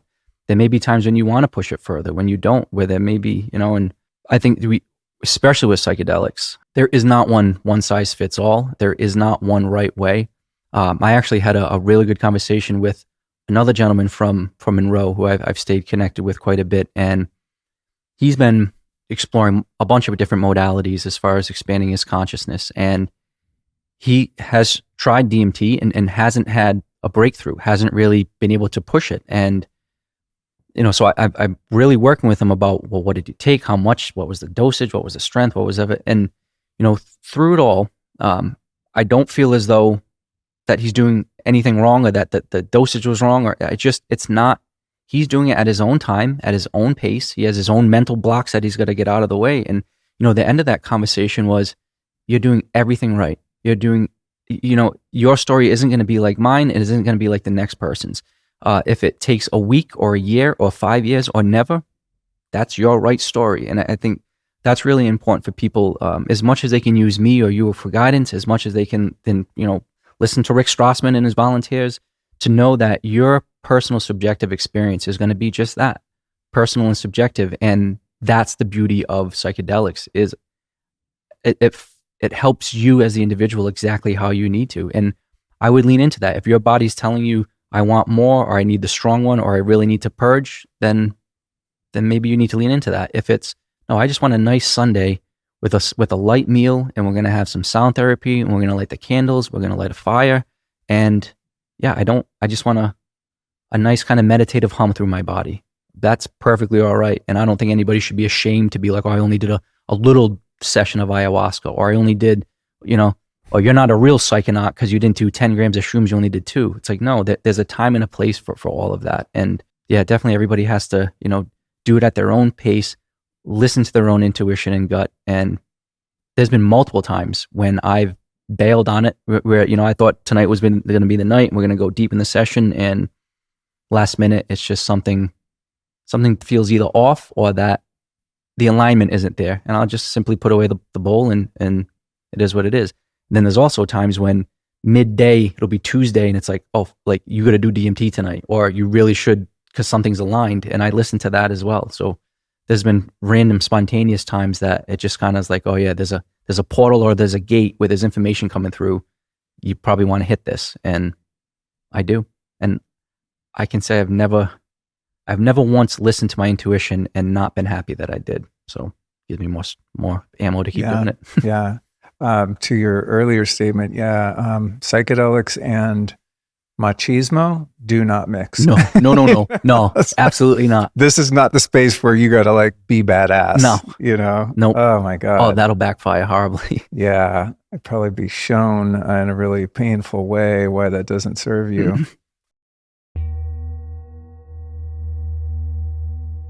All right, you guys, it's a new year, time for new goals. And if one of your goals is to look younger and have skin that glows, listen up. We've all been trained to think great skin is something you apply, serums, creams, and all manner of expensive treatments. But if your skin is dull, reactive, dry, or constantly breaking out, that's not a surface issue, my friends. That's an inside job. And that's exactly why I lean into Radiant Skin Duo from Peak. It's a simple daily ritual focused on what actually moves the needle for skin health. So part 1 is my morning reset button. It's their Sun Goddess Matcha. That's a ceremonial grade green tea loaded with chlorophyll and EGCG that helps detox, brighten, and firm your skin. It's kind of like drinking liquid light, especially in the darker months of the year. Then their BT fountain handles the rebuild. I'm talking advanced hydration, combining hyaluronic acid, ceramides, and chelated minerals to nourish your skin from within. And together, the Radiant Skin Duo supports skin at a level topicals just can't touch. To start building beautiful skin from the inside out right now, visit peaklife.com/Luke to save 20%. That's PIQUELIFE.com/Luke. Peak uses advanced extraction technology to turn these powerful botanicals and minerals into ultra-pure crystals that dissolve instantly in water, and they taste great too. So get yourself over to peaklife.com/Luke for that 20% discount. I want to go into, the strata of experience with DMT. Now, I've never smoked like crystal DMT. I've had it in the form of ayahuasca, Wilca, snuff, changa, you smoke. With the exception of the ayahuasca night that I told you about, second most brutal ever. Thankfully, it was only like 20 minutes, was the Wilca snuff. Mm-hmm. That was the only time I think that I didn't do the second serving. It was like, that was the container of the ceremony. We're going to do this twice. It lasts about 20 minutes per both. My wife and I looked over at her. I was like, you going? She's like, Nope. dude, it was rough, son. And everyone else seemed to be fine. It was just, I don't know what it was. But anyway, to the point, what I've noticed, and then there's the 5-MeO DMT, which is, I'll just bookmark that. But the one time that I did an oral DMT that was, like a time release sort of situation that wasn't ayahuasca, so I was like, oh, finally I found someone who, created, they were in capsules, but essentially is like replicated the ayahuasca experience without all the nausea, right? I was like, yes, I went and did it. And had a really profound experience and just felt totally fine in my body, wasn't sick at all. And I was in like the deepest, DMT space I'd ever been in. But what was really interesting in that, and I want to get your experience of like the different sort of strata that you pass through. The onset was like visual, and I'm really hearing the music, and I'm just, having realizations, and things are getting really, really weird, but there's a lot of content, right? There's just a lot of things going on visually, mentally, emotionally, beautiful, super, super deep. And then at a certain point, it was like, I popped through to this other space Oh shit. where all of the content disappeared. It didn't wear off. It was like the strongest point of it, but there were like no visuals, right? And this is the only time this has ever happened to me, or for me, I should say. And it's like I popped into this space and it was more just emptiness. And in there, it was like, I don't want to say a courtroom because no one was being judged, but it was like a hall of records. And I could talk to any soul that I wanted. I was talking to my parents, talking to my wife. I don't see their face, but their consciousness is accessible in there. And it's them. Yeah, people from my past. What was so striking about it was that there is no chance of anything other than complete transparency. Like, you couldn't hide anything. Like, anything I thought was instantly known by whoever was sharing this space with me, right? So it's like a thought, they would be instantly known by them. If they saw something, it was like an Akashic hall of records or something, for telepathically conveyed. Yeah. Beautiful. And what's so trippy about it was that part that's just like, oh shit. Yep. Like, everyone in here knows what is going on with the rest of us, right? And they would come and go, right? It wasn't like everyone was in there at once, but whoever I felt like I wanted to reach or talk to, they could talk to me, I could talk to them. Again, not in language, but just in knowing, right? Like an internal sort of, I don't know, telepathic sort of communication. And I was up in that space for a really long time. And it's a little bit uncomfortable in there because there's no content to distract me, right? It's like, I'm like, yeah, where'd the rainbows and stuff go? The fractals, all the cool shit, right? That's kind of like really fun to navigate and really interesting. You're just kind of in this space. And it's a long story that I don't want to take up time to tell, but that was the only time in any experience with any psychedelics where I started like pursuing this line of thought around forgiveness of one particular person that harmed me, right? And I was trying to push to see, like, had I really forgiven this experience? And I came to this threshold where it was like, I don't think I'm actually supposed to forgive them, which was really confronting because everything that's served me in my life has just been unconditional forgiveness for all of reality and everything it includes, right? Let alone someone I would perceive to be a perpetrator. And then it's like, in that space of emptiness in that hall, I quickly realized that it wasn't the person, it's that the energy or force that had motivated them to harm me, right? So it's like they were just kind of cast aside. And it's the first time and only time that I'd ever kind of stood in the face of what we would call evil. So it wasn't like demons and ghouls, not that, just the antithesis of love, right? The total lack of love, whatever that energy is, right? And I went to battle with that energy in there. And it was just staking. Not the individual. Not the individual. Right. Individual Beautiful. just faded away. I was like, Right. oh, it's not even about them. Right. It's like, what kind of energy was motivating them or possessing them to hurt me? Yeah. And so and there's a point to this. I'm trying to truncate, you know, a really profound experience into something very like brief and digestible.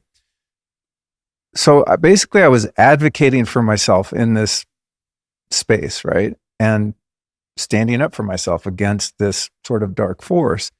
And I mean, I was like summoning Christ consciousness, and it was like I was like a warrior in there, just like, fuck this, and just cleaning my shit up, just anything that's not truth, love, integrity, any distortion.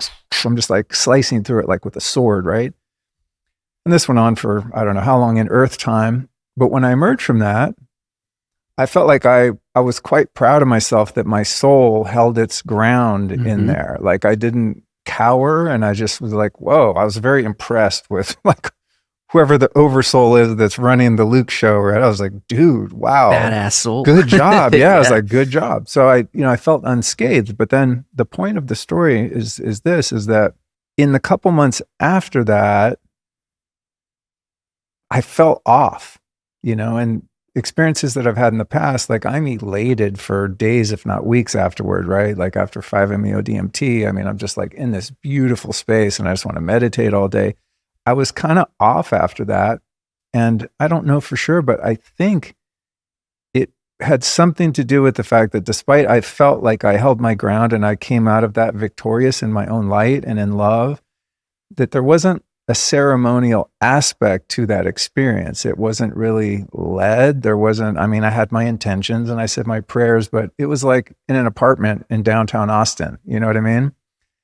It wasn't in a maloca in Peru.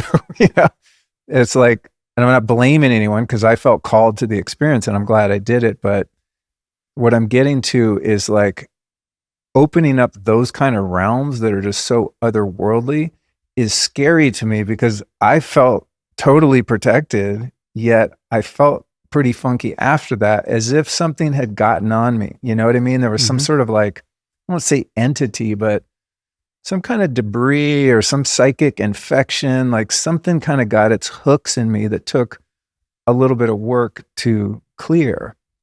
And that really, like I would probably be smoking DMT all the time, but because I love that space. But I'm kind of afraid of just not having the protection, right? Of just when you're in those other dimensions, it's like you might think you're victorious or badass, like I thought I was. I mean, in a humble way, just like, wow, I'm finding my own power in here, and I can take care of myself. It's like even though I felt like I could hold my own, I think something still kind of stuck to me, right? Which could have been in the building, the people that are there. I don't know. So I said all that to say, let's talk about the strata of experience and the context of being safe in those realms where you're navigating, because like the physical world is such a small percentage of what reality actually is. Like I'm convinced that where you go on DMT is more real than this space. Right. So I agree. I don't even know if we could extract a question from that, but I got it. I can, you know what I'm saying? Yep.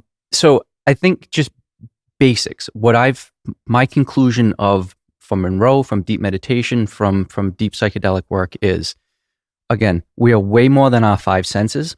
And if we, in our normal walking, awaking state, say you can dial them up to a max of 10, that is, those five senses can be turned up to 1,000 or 1,000,000, or, you know, I think we can expand those five way beyond what we normally do. Also, I think there's multiple other senses that we don't quite have names for. So, you know, we mentioned telepathy. There are other things that maybe have a little bit of a sense to what's going on. But I think we as humans have so much more potential. And like that podcast, the telepathy tapes. Incredible. Incredible. So if anybody hasn't watched that or, you know, familiar with Kai Dickens' work. Shit is wild. And if you believe, so if any one of those kids' story is true, if any aspect of my story is true, if any aspect of Bob Monroe's story is true, if any of these near-death experiences are have any validity to them, if any one of these things are true, and I believe they all are, to me, that indicates that, again, we are way more sensitive and way more able to take in vibrational information than we typically are. And that's normal. That's okay. That's for our own survival. Kind of like Aldous Huxley's reducing valve kind of mentality that, we're taking in such a small percentage of the electromagnetic spectrum. There's so much more information coming, whether it be X-rays, gamma rays, things that we're not even aware of.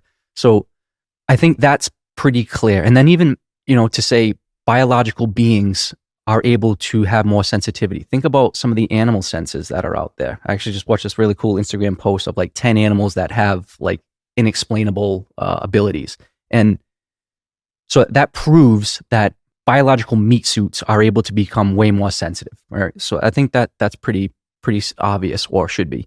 When we're in these deep psychedelic states, we're adding on those senses. So whether we now have 10 or 15 or 20 or whatever it may be, and they're more sensitive and they're more heightened, you're able to take in that much more information. And I think with the intention as part of this, there's a lot of love, there's a lot of light, there's a lot of empathy, there's a lot of answers. Like you're saying, that connection to that, like Akashic records, where you're able to just kind of instantly, and I've had beautiful experiences like that. But I think you'd be naive to say that with that heightened sensitivity that you're not going to be able to take in potentially dark or negative or other things may be able to latch on or use to. Ultimately, if you're increasing the sensitivity of your instrument, you're going to receive some more. So as we or I or anybody goes into these spaces, I think that's really where intention is really big, to set the mood, to set that ceremonial space, to put up the protections. And not to say that they'll always be foolproof, but I found that in these spaces, if you confront the darkness with light, if you stand up to them like you did, I've had, one time what I thought a kind of angry, evil energy come at me, and I looked at it and said, "Fuck you, not today, get away from me," and it instantly dissipated and went away. And so I think it's just knowing that it's not necessarily going to be all love and light and rainbows and unicorns and everything in that space is going to be beautiful. You do have to put up your guards and protect against other aspects of that energy field. So that's just because I've been, again, asked that before, where is it possible that negative things could come out of this? And the answer is yes. I personally haven't experienced it, but I don't want to be naive to be like, no, if you dial in your sensitivity, that it's all going to be great. Again, that's why I think intention has to really get into it. But to your question about the levels and the strata, I think DMT, probably of most of the molecules, has such a huge range of that strata. So from the tiny 1/2 a hit kind of microdose, whether and I do want to, if I could, because I think this will help people if they're actually looking to potentially use it. When you extract the recipe that I have in my book, you're left with basically a waxy crystal. So it's a whitish, slightly tinted crystal that if it gets hot or moist, it'll kind of turn into like a waxy consistency. My preferred way of smoking it or ingesting it would be to put crystals in a regular weed pipe, put a little bit of weed underneath it to basically act as a screen, and then you're just roasting those crystals, and you can kind of figure out how much you want to put into it, and then how big of a hit, obviously. Another way that I like to do is you take those crystals and you can put it into a vape cartridge pen. So you can make that strength, like you can put just straight crystals in and then like heat it with a hair dryer, so that way it does turn to like a waxy oil. Or you could cut that with a vape oil, a tobacco oil, a CBD oil. So you can make different strengths of it. And I think there's a just same thing like we were talking about ayahuasca. There's a time and a place for the full blast off. Holy shit, I want to have that epiphany. And then there is I just want a little bit of a vibration increase where, and I use it through all spectrums of it. So I don't, and similar to like I was talking about with that guy, if you don't have a breakthrough experience, did you do wrong? No. Is it not working right if you don't fully blast off and see the spin and shapes? No. Like there's ranges to it, and each one has its purpose. The blast off range, though, is something that is something that you need to be prepared for. And it kind of like you said, you pop in and you're like, oh shit. But I guess maybe the best way for me to describe that would be that first day, because I felt as though I went through pretty much the whole realm of them. But there's a couple aspects of that first day that I think may be poignant.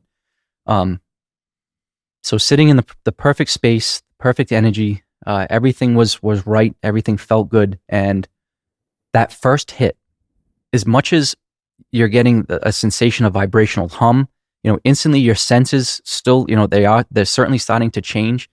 But that first hit, that first day, it felt so natural. It felt so innate. It was not scary at all. There was no sensation of poisoning, or like chemicals, coming into me with like shrooms.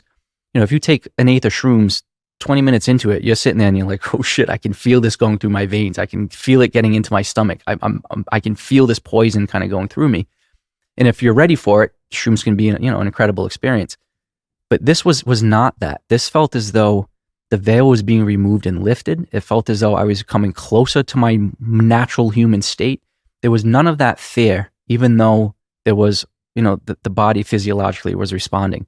There was a familiar taste that, again, so when you do your breathing exercise and you get that drip in the back of your throat, you'll smell and taste what I'm saying. But that first hit was like, oh fuck, I've tasted this before. And it brought me back to a time when I was a young adolescent, like maybe 12 years old, 10 years old.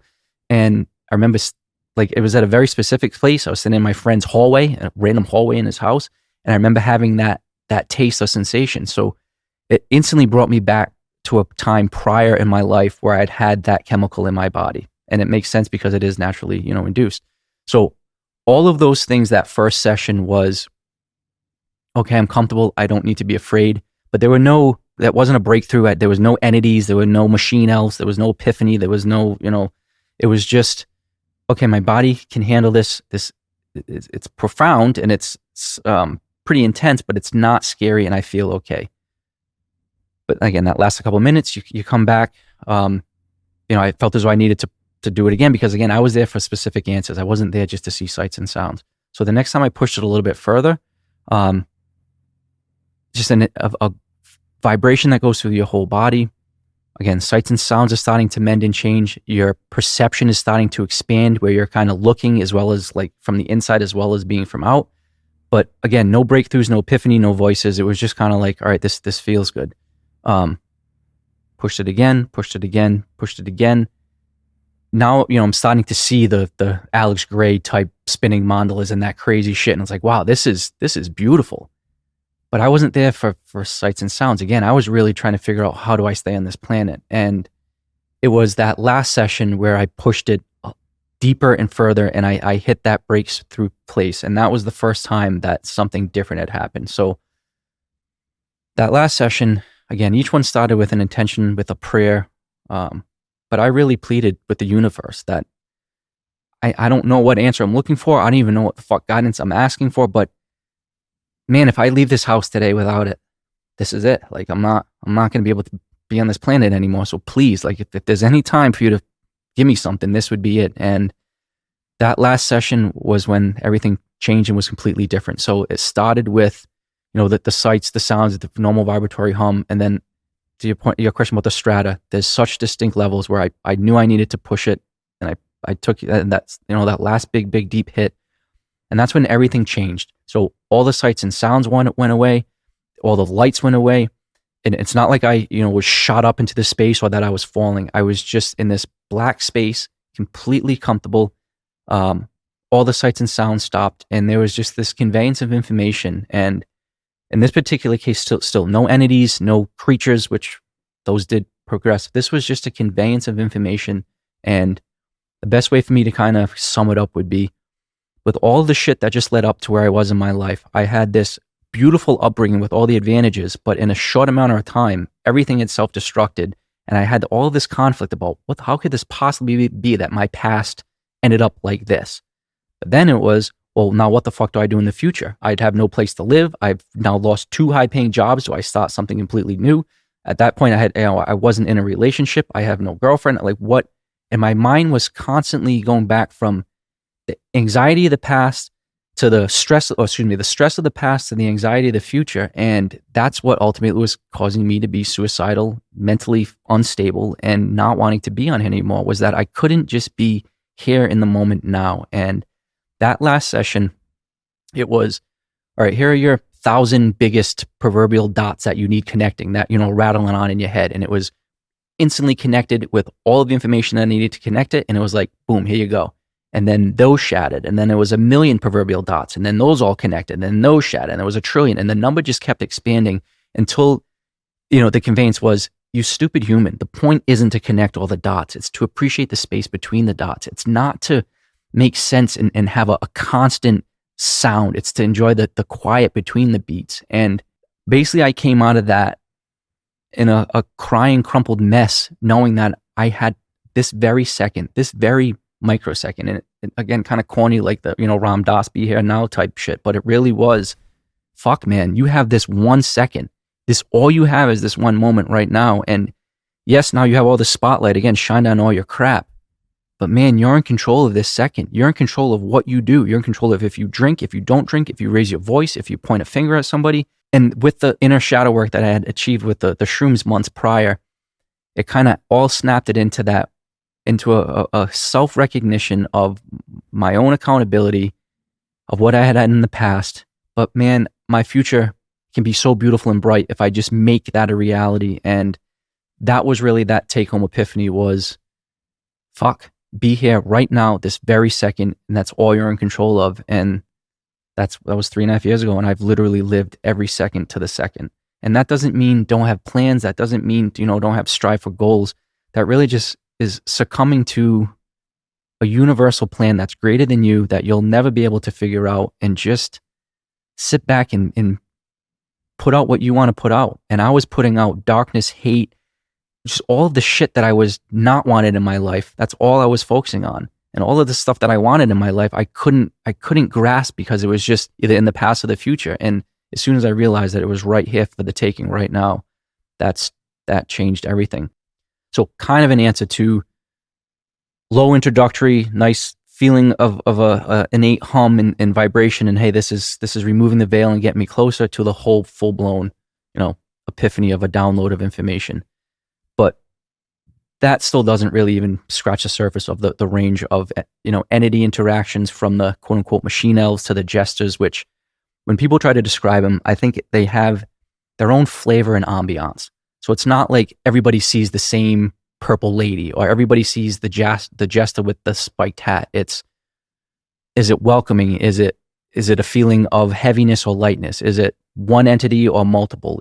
And those are the types of experiences that over the years have really grown and changed, and have quite honestly been fun as hell to talk and play with the elves and the jesters, to have the conveyance of information from the fatherly mentor role, to make love with the feminine energies from the beginning of history, to I mentioned before recording how I had an interaction, what I consider with my future self, and that whole range of different interactions, I think are accessible with different doses of DMT, with different levels of DMT, and then also different external add-ons. So do you want to do it with your eyes closed or your eyes open? Do you want to do it with sights and sounds or quiet? Do you want to do it alone or with a partner? And all of those will I think, change what type of interaction or experience that you'll have. But for me, they've all been beautiful. They've all been profound. And sometimes, and I want to say too, same thing with like Monroe. They say like 5 people actually have an out-of-body experience. So like if you're going there being like, oh, I want to astral project and I want to have an out-of-body experience, you may be disappointed. Same thing if you're going into DMT space being like, oh, I want an entity interaction. I really want to interact with something or some sentient being. That doesn't happen all the time, and doesn't, for me anyway, it doesn't happen maybe 25% of the time, is I'll actually get some sort of conveyance of information, where the other times it really is just a space that's comfortable with vibratory hum and kind of cool sights and sounds. But you never quite know what you're gonna get out of it, but you can try to set the intention as best you can. I've only had one DMT experience where I felt like, usually it's just, with any psychedelic for me, it's like God and some higher, timeless, eternal version of myself. Mm-hmm.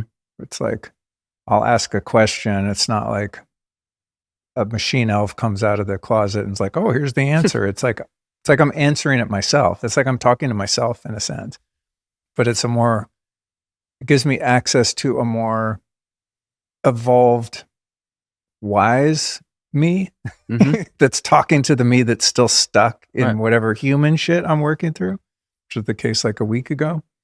But I did have one experience, one of the first ayahuasca ceremonies where it's not even like entities. It's like, all these things I'm sure you try to explain shit to people, and it's just ineffable. But it was like the only time I was aware that it wasn't me and it wasn't like the Godhead, right? And it wasn't like in a body. It wasn't a jaguar or my grandma, it was clear that like I was communicating with something that had its own consciousness. Mm-hmm. And it was more like a ship, kind of like a giant ship of light, where it was like all mechanical in a way, meaning it was like a machine, but a machine of light, right? The computer matrix. Yeah. And don't let me forget to talk about Danny and the laser thing, by the way, bookmark that. What was different about it was asking for my consent to work on me, right? And I felt such a loving presence, and I felt so safe. It was so warm and just of love that I agreed. And basically, I'm laying on my back, and it's like my eyes are closed, obviously, but it's like hovering above me. And then it's like, said something like, "Can we heal your heart?" And I was like, "Oh, it's been broken a lot. I could really use that." Yeah. And so it starts like, almost like a telescope, how a telescope comes out and gets longer. It's kind of like that. It's like hovering above me, and it's making these sounds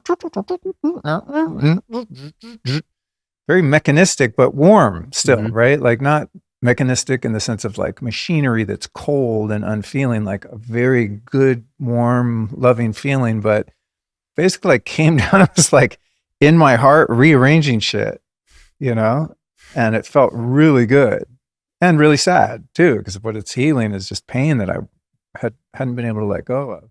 So this goes on, but I'm very aware that there's like something's doing something for me. And then it's like, what about your mind? Do you want to work on the mind? I was like, even more. Yeah. And then does the same kind of thing, right? Going into my head and rearranging things. And it was such a cool experience, and also hard not to get attached to that. In subsequent experiences I've had, it's not like I've, like any real attachment to that happening, but I wouldn't be mad at it if that thing, whatever that was. But you know what? The funny thing was, now that I think about it, it wasn't an it was a they. It was like when I would talk to it, I'd say, you guys, plural, and then when it would talk to me, it was like, we're doing this. Can we do that? Right.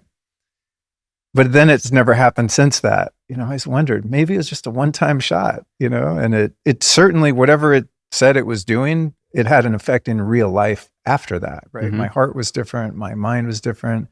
But when I hear other people's stories of different types of entities and beings and things like that, that was the only time that I've had anything close to that, which is interesting. But those are the best kind. So I would say that is a distinct group or flavor of ambiance where, and I've had with all of the experiences, maybe like, I think 5 stand out as like very distinct scenarios like that, when an entity, a being, whatever, basically came into your body and showed you how to, whether it be fix your heart or brain, where in my cases, I had very distinct ones where it was like, let me show you how to breathe and absorb oxygen properly. And you're literally feeling the absorption of oxygen through every cell in every part of your body. Or let me show you how to pulse your blood properly, and to show how to get in and do that.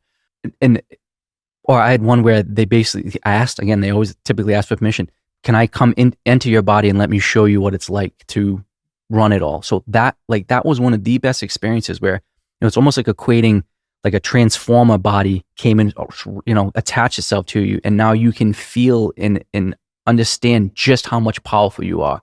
So it's like they're giving you a guidebook or a handbook on how to unlock all of your hidden secrets. And it goes from like driving a shitty car with 100 horsepower and an automatic transmission to a race car with rocket fuel and nitrous oxide, and it can fly and go in water and all this shit. And it's like you come back, and these is where, excuse me, I think when some of the naysayers or people that don't quite understand it, they'll be like, oh, that's just your brain hallucinating on drugs, or that's just, you're just seeing this and it's not real. It's not real. I'm, as much as I'm convinced with my experiences that this is tangible and that it is real, part of me wants to say, I don't care, because there are so many veterans and so many people with mental health issues, or even mine and your own experiences, where you come back and it changes you. You come back knowing that these are the keys to your body. You come back knowing that, wow, I've just been operating at a 10 when I can operate at 100, or, I only thought I was black and white and I have a whole rainbow of colors, or I'm only limited to this when really I'm limitless. And those are the lessons that you take back and apply them into everyday life. So again, what's the actual like basis of it, or what's the ontology of it, or how is it manifested or created, or from what actual material? I don't know. And that's not even one of the questions I'm asking when I go into that space, is are you real or not? Or is it because it's just that the results are so tangible? And I think the best way for me really even just to describe how tangible it is, and this is why I'm so passionate about sharing it, because when I was at that point in my life when I wanted to walk off into the woods and not come back, I wanted to get out of my skin. There was not one time when I was comfortable. It's just every conversation and relationship was strained. Every time I looked in the mirror brushing your teeth, you could barely make eye contact with yourself. I not only wanted to end my own life, but I wanted to blow up the world with me. And it was just so, I wanted to be anywhere but me in my own skin and as my own soul. And I've been saying this often lately because I feel it's like the best way to really describe it. I am so comfortable in my own skin. I want to be no one but Adam Butler at 45 years old. And it's not like, oh, I want to be a whale or a jaguar, or I want to ascend to my home planet, or I'd like to be me with more of this, or me at a different time.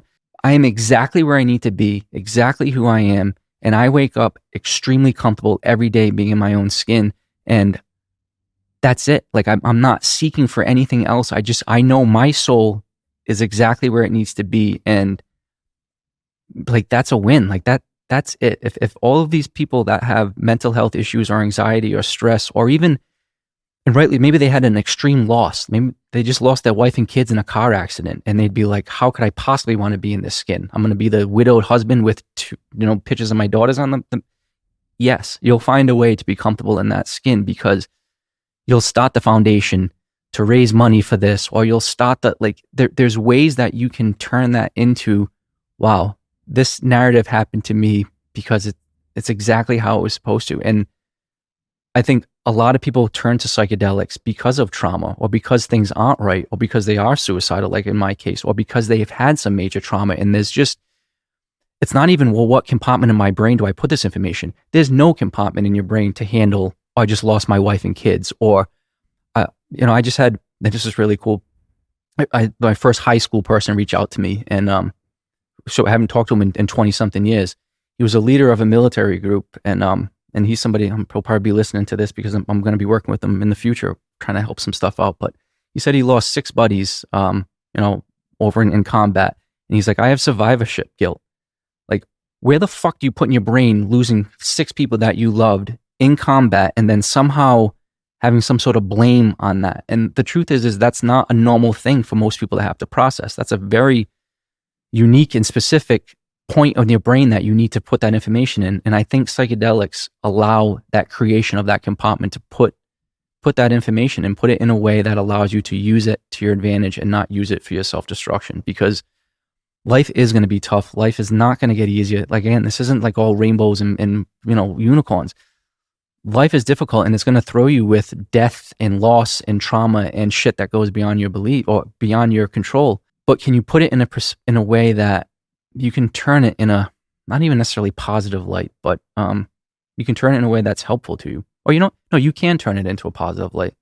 When I met a guy that his wife, him and his wife were driving to the hospital, and she lost their baby on the way to the hospital with a stillbirth. And when they were at the hospital, the doctors asked him, like, do you want to hold your baby? And the initial response was, it's not my baby, it's a dead carcass. Like, what the fuck? And then luckily they realized that, no, that is our baby. And he said he held his, deceased stillborn child, and he's now turned that, and he has his own podcast, and he's a great guy, and I'm more than happy to introduce you to him. He's an amazing guy. He turned that loss, him and his wife turned that loss into driving motivation to help others and just share love and light. And now the way he kind of turns it was, one, he had a very clear interaction from that baby soul saying, basically, you didn't lose me. I'm still here. I'm here to help you. I'm not going to be in that particular body, but my energy is here and I love you. And then also he used that as, he looks at every child now as that's a bit of his own child. And he now can look into the eyes of every little baby and see the love and light like it's his own. And it's like, fuck, man, you're telling me that's not a powerful way to turn that around? So you went from losing, you think your one and only child, to now loving every baby that you get to look into, because you know that's a part of your child. Like somehow that energy is there. And some people may look at that story and be like, bullshit, there's no way I could do that. I would still be a mess.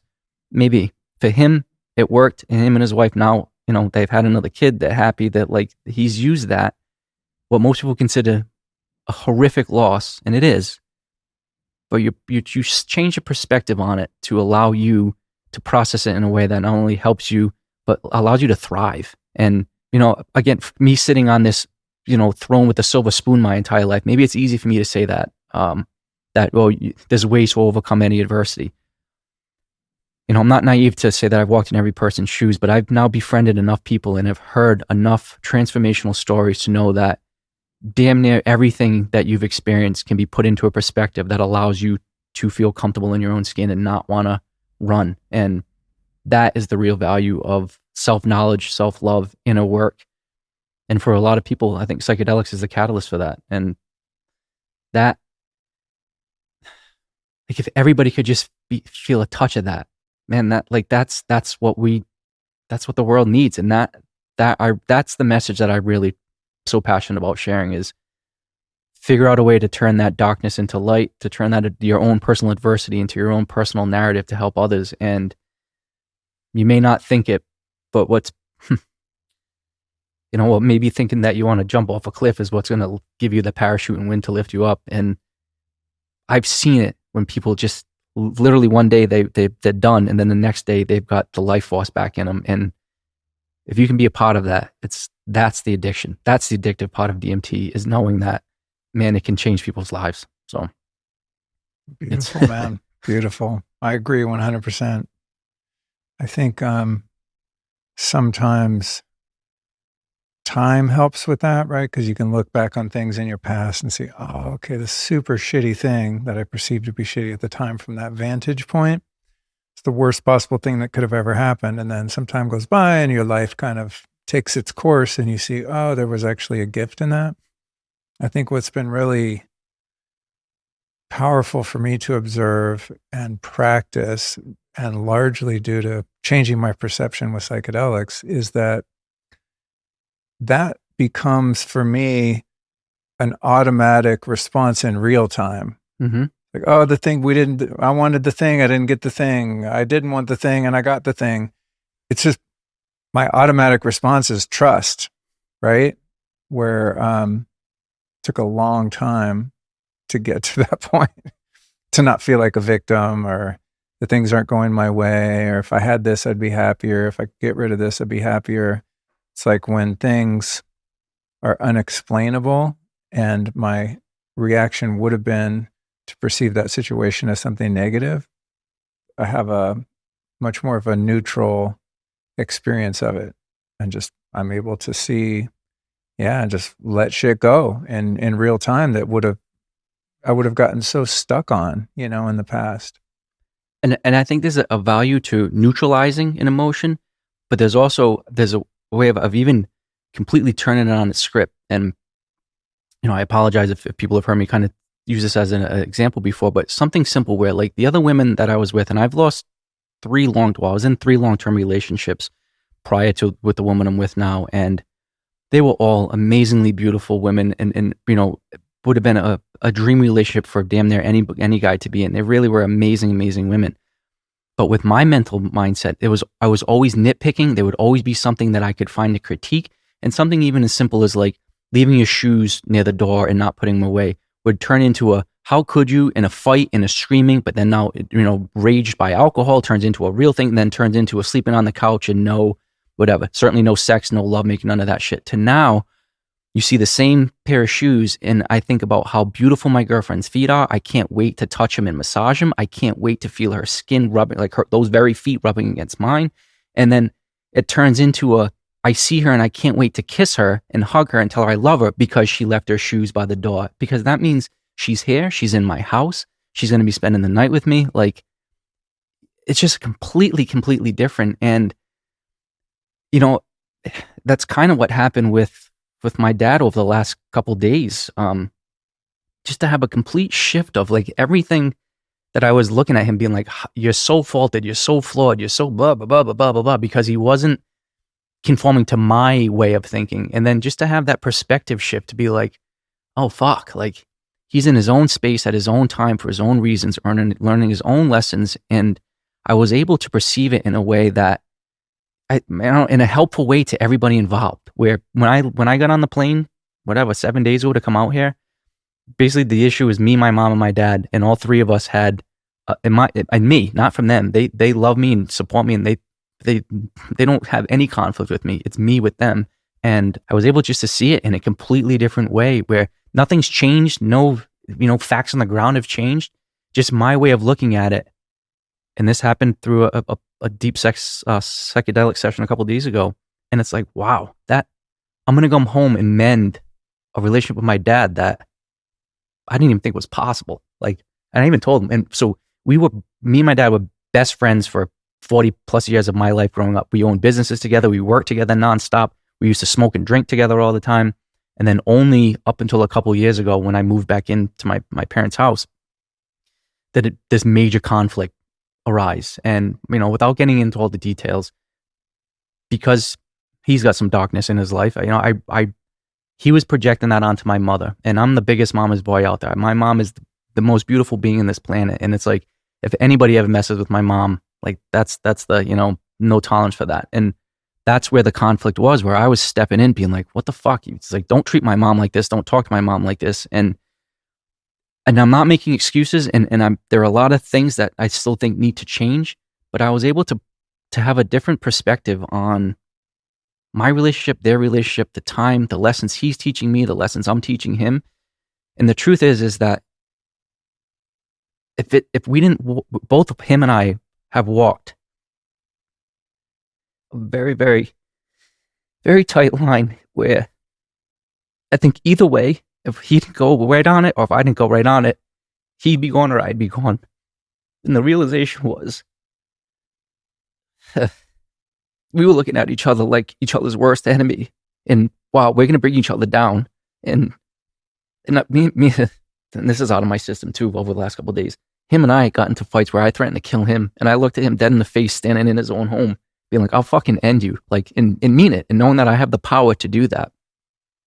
Then him standing there in his own home, basically saying the same thing to me in different ways, but he could have done it to me. And it got to that point where two men who were there for one another, loving each other, literally almost took each other out. Where I think now I can have a change of conversation that they're going to put it all into balance where him, me, and my mom now can be happy. I really do.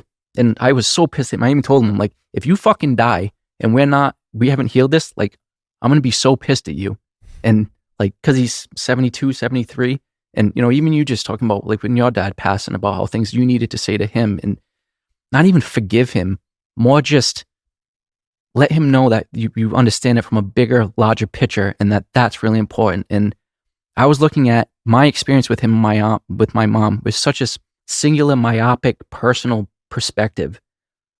And because of that, I was butthurt, I was angry, and I'm going to stand up for my mom. Taking a greater perspective and seeing how it all works I think we both saved each other.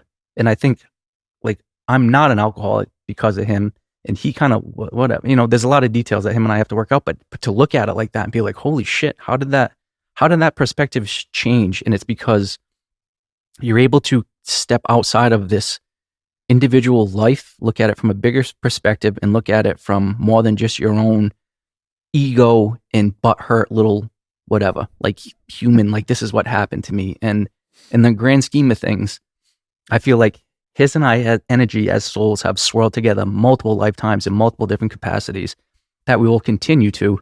And that this was one of those like, yeah, don't you know we signed up for this? Like, this is what we both needed to do. Now, again, if that's right or wrong, or if it's not right or wrong, if it's true or not, I could give a fuck because I'm going to go home and hug my dad. And I haven't done that in years. So that's the power of psychedelics. So, Wow. not everybody's going to have the same issue with their mom and dad that I do. They may have lost their dad. They may have lost their kid. They may have, whatever, lost 6 of their comrades, like my buddy. Whatever it is, if it's causing you pain like it did me, to where you're screaming at somebody you love, telling them you're going to end their life, like that's never going to do you any good. And if you can do something, whether it's a fucking cold plunge or a hot bath or whatever it is to get your mind to not think like that, man, that's it. It really like that means everything. And one of the reasons why I wanted to have a conversation with you was the openness and calmness that you and your wife have, that communication. It's so genuine and authentic. And I'm sure, without even knowing that, I'm sure there's hiccups. I'm sure there's times when, everything isn't all smooth. But the calmness and the understanding and the love and the sympathy that you guys have for one another, it reminds me of how I talk with my girlfriend now, where there is no raising of voices. There's no pointing of fingers. There's no judging. It's an accepting of the other person. And that type of communication, whether it be with a loved one, whether it be male, female, whether it be employee, employer, whether it be stranger on the street, if you can look at each person like that, I don't know, like how would there be wars? How would there be people killing one another? How would there be people raping each other? How would there be people, like, it just, to me, that gets completely taken off the table once you realize, like, we're all in this together. And I don't know, like, we can achieve so much more beauty and greatness working together in a collaborative way than in a competitive, like, hoarding way. And yeah, I don't know, fucking crying rant on that one, but just a It's lot, like, it beautiful. can change some really stuff. So when people say, like, whatever, oh yeah, you're just trying to see sights and sounds, or you're really you're going out to Utah and you're gonna do trip out in the desert, like, for what? Well, for what is because the biggest roadblock in my life that I didn't even think would be removed just got removed in a fucking afternoon. So that's the power of this. But I also want to take it one step higher. It's because I took the week off to travel out into the country, to know that I was worth it, when I could have easily said, I don't have the money, I don't have the time. Like this, both my jobs are seasonal. They both just ended. Like I have no money going into the winter. I could have every excuse about how not only not come out to that, but then extend the trip 3 days to come here. It was like, well, no, you can't. It's like, well, no, you can and you have to. And things just seem to kind of come together in a way that, in hindsight, like in 5 years from now, I'm sure I'll look back and be like, oh yeah, that was so obvious. But the point was, I had that realization, yes, because I was in a safe space. Yes, because I had a husband and wife who, these people are absolutely amazing, who treated me like I was the only soul on this planet. But that all happened because I told myself I was worth it. That I told myself that, Adam Butler, you're worth whatever cost, whatever time, whatever. And if people can say that to themselves, and it's going to be way different for everybody, whether it be the 12-year-old who's trying to figure out middle school, who wants to wear orange pants, but they think they get made fun of. Not wear the fucking orange pants. Like, be yourself, be true to the, to whatever, the whole range of spectrum of people. But know that you're whatever. You're worth it. You who you have to be. Like, you can only be yourself perfectly. You can't be anybody else perfectly or like anybody else. And if people really figure out, fuck, the best thing for me to do for myself and for this world and society is to just be myself, authentic, true, and raw, and not try to be like anybody else. If we all did that, I think we would have all the pieces to the puzzle to have that next step of human evolution that we say we want, because we all have that unique light to shine. Maybe creative, and maybe artistic. Some people may be musicians or authors, or people may, make the best cappuccino you've ever made. Whatever your skill set is, do that and shine. Beautiful, man. I'm so stoked for the story you told about your dad. Me too. I can't wait to talk to him. I mean, it's like, I think a lot like you. What if the world,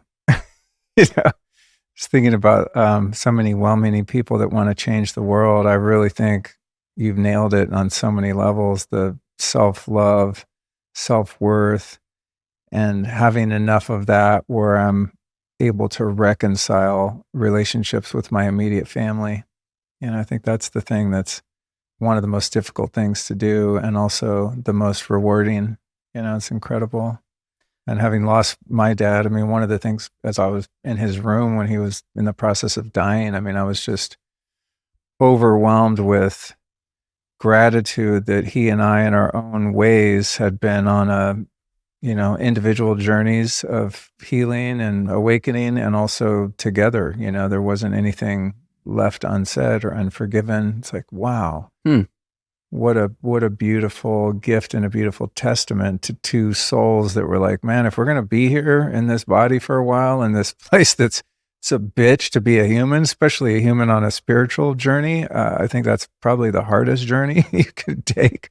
The chances of that happening in our family, you were talking about the alcoholism going back in your family. I mean, I don't know what happened prehistory in my family, but there's a long line of very hurt people hurting other people, and just be sitting in a room with a guy who chose differently, who chose to change his perception, as you described, and the fact that I did that. And it's like, I wish he was still here, but thank God we came to that mutual acceptance and truly unconditional love, You said on your, I don't know what episode, but it was only you were talking about your dad, about how you loved him without conditions, or you said basically two words about like loving him just wholly without anything in return. And that, I think, is so important, where if you're looking for something in return, or that it's conditional, it takes away from you. It doesn't feel as good for you, so it's like in an almost selfish way. And as much as I'm talking about sharing love and light and about, helping others, in my own selfish way, I'm saying that because it makes me feel so fucking good. Like when I wake up every day, I before I get out of bed, I already have goosebumps, and I'm so happy to be alive and to experience what the day is going to bring. When I go to bed at night, I have minutes, and I don't even know, like each day it's different, but just recounting the day of just full gratitude and appreciation. And if like that process feels so good. And even, I said make sure I have a cleanup. When I cry every day, all day, and that's not from sadness, that's from just pure emotion coming through my body. So as much as it's, like help others, if anybody could walk a day in my shoes so now at 45 years old, I made from making, and not that I was like some millionaire, but I was making 200 grand a year for many, many years. And I had multiple homes and multiple, all that shit, to living still in my parents' basement. I told you I have multiple jobs. The highest paying one is $24 an hour, when I used to make $1,000 a day easy, so like, and I have a lot of things on paper now that are way different and not as maybe good as what they were before. But man, if anybody could to spend half a day in my body and feel what it's like to be that content, that happy, to be able to instantly produce goosebumps of joy and gratitude, to go into deep meditative states and pulse endogenous DMT, to make ecstatic transcendental love with a woman that you truly love on every level, to have deep meaningful conversations. Like you and I just got brought into each other's lives. I'm sitting in your home, we're having 2 hour and 50-minute conversation where we're both, all the barriers are gone. Like that is fucking beautiful. So like, would I rather do this and at whatever cost or lack of money making? And I want to reference that with, the world is providing. I am being blessed, and I am in need of no material things. Like everything I need is truly handed to me. But I know that this is better than a $10,000 paycheck. This is better than whatever, going to Vegas and winning the slots, or getting a prostitute or whatever. It's like, no, this is the, I can vouch for that. Like this feels so fucking good. And again, this is going to be subjectively unique for everybody, but if everybody can say that same thing, like, man, I woke up in just this ecstatic bliss of being me, that's, again, it's so, it really is not selfish. It's not selfish, but there is a selfish aspect to it, where I want to keep doing this because it makes me hum and vibrate and have goosebumps and express myself fully, where, I'm out into the desert on my hands and knees with my hands truly digging into the earth, giving thanks to Mother Earth. And then it's looking up to the stars and giving thanks for the sun and the moon and from everything in between. And it's like, if you're walking around with just such an innate and natural sense of gratitude and appreciation and love and connection, but still have the awareness of the life I lived and the ability to kind of, snap into a different mindset if need be, but to know that that mindset is only brought up when I need to. So if I do need to stand up, or if I do need to, say whatever, if you and I were at a concert and some whack job started doing shit, you'd want to see the red-eyed Adam Butler that I was talking about was from 6 years ago, because that guy would run towards that guy and take him out. So it's like, it's not, dissolve all those negative aspects of myself, or that I'm a completely different person and that part of me is gone and I dissolved him and I never want that part. No, I've embraced that part of my life. I love that part of my life. I'm not running from it. I'm not making excuses for it. I use it now as part of my strength of who I am today. So it's just a way of putting your whole life into a context that you can be comfortable here today. And then I have full confidence that this will convey for the rest of my life. And that whether that's another day or if I get to live till 90, I'm happy and content. And then the fact that I said I interact with my future self before, like I have zero fear of death. I am not worried at all about my next transmutation of form. And man, so that means I won. I won at life. Like I pretty much, like we were saying before, like kind of died without dying and came back. And now I know every second is a blessing. And that's not, wow, I figured this out. You read literature from thousands and thousands of years ago and from all different spiritual teachings and from pretty much all kind of different religious kind of texts, they all are saying similar things of figuring out what I figured out. I'm just happy I did. And that's what the plan is now, is to, share that message. So part of I don't know if I should say it because it'll force me to do it. Because like I've said a few things on camera before where it's like, I'm going to say this to put it out there, but, with all of my business successes and all the things that I've been able to do for myself and all the material wealth that I've been able to gain for myself, and I still have connections with millionaires and billionaires in my phone that I feel like I can, contact and hit up. In 2026, I want to start a nonprofit basically to help people find their inner light and love and to somehow experience what I've experienced. And I don't know, if I raise 10,000 or 10 million or 50 million, whatever it may be, I know that, financial barriers are a real thing for a lot of people to be able to experience what I've experienced. And that's going to be a big part of my journey now, is to try to get people in their own way, whether it be a scholarship to Monroe, a scholarship, whatever, a DMT session, whatever it may be. Part of my life now is to try to help people experience what I've experienced in their own unique way, however that may be. But that to me is going to be way more rewarding than, I got this royalty check, or I got my last job was selling marble and granite on Martha's Vineyard. And I was getting 10% commission.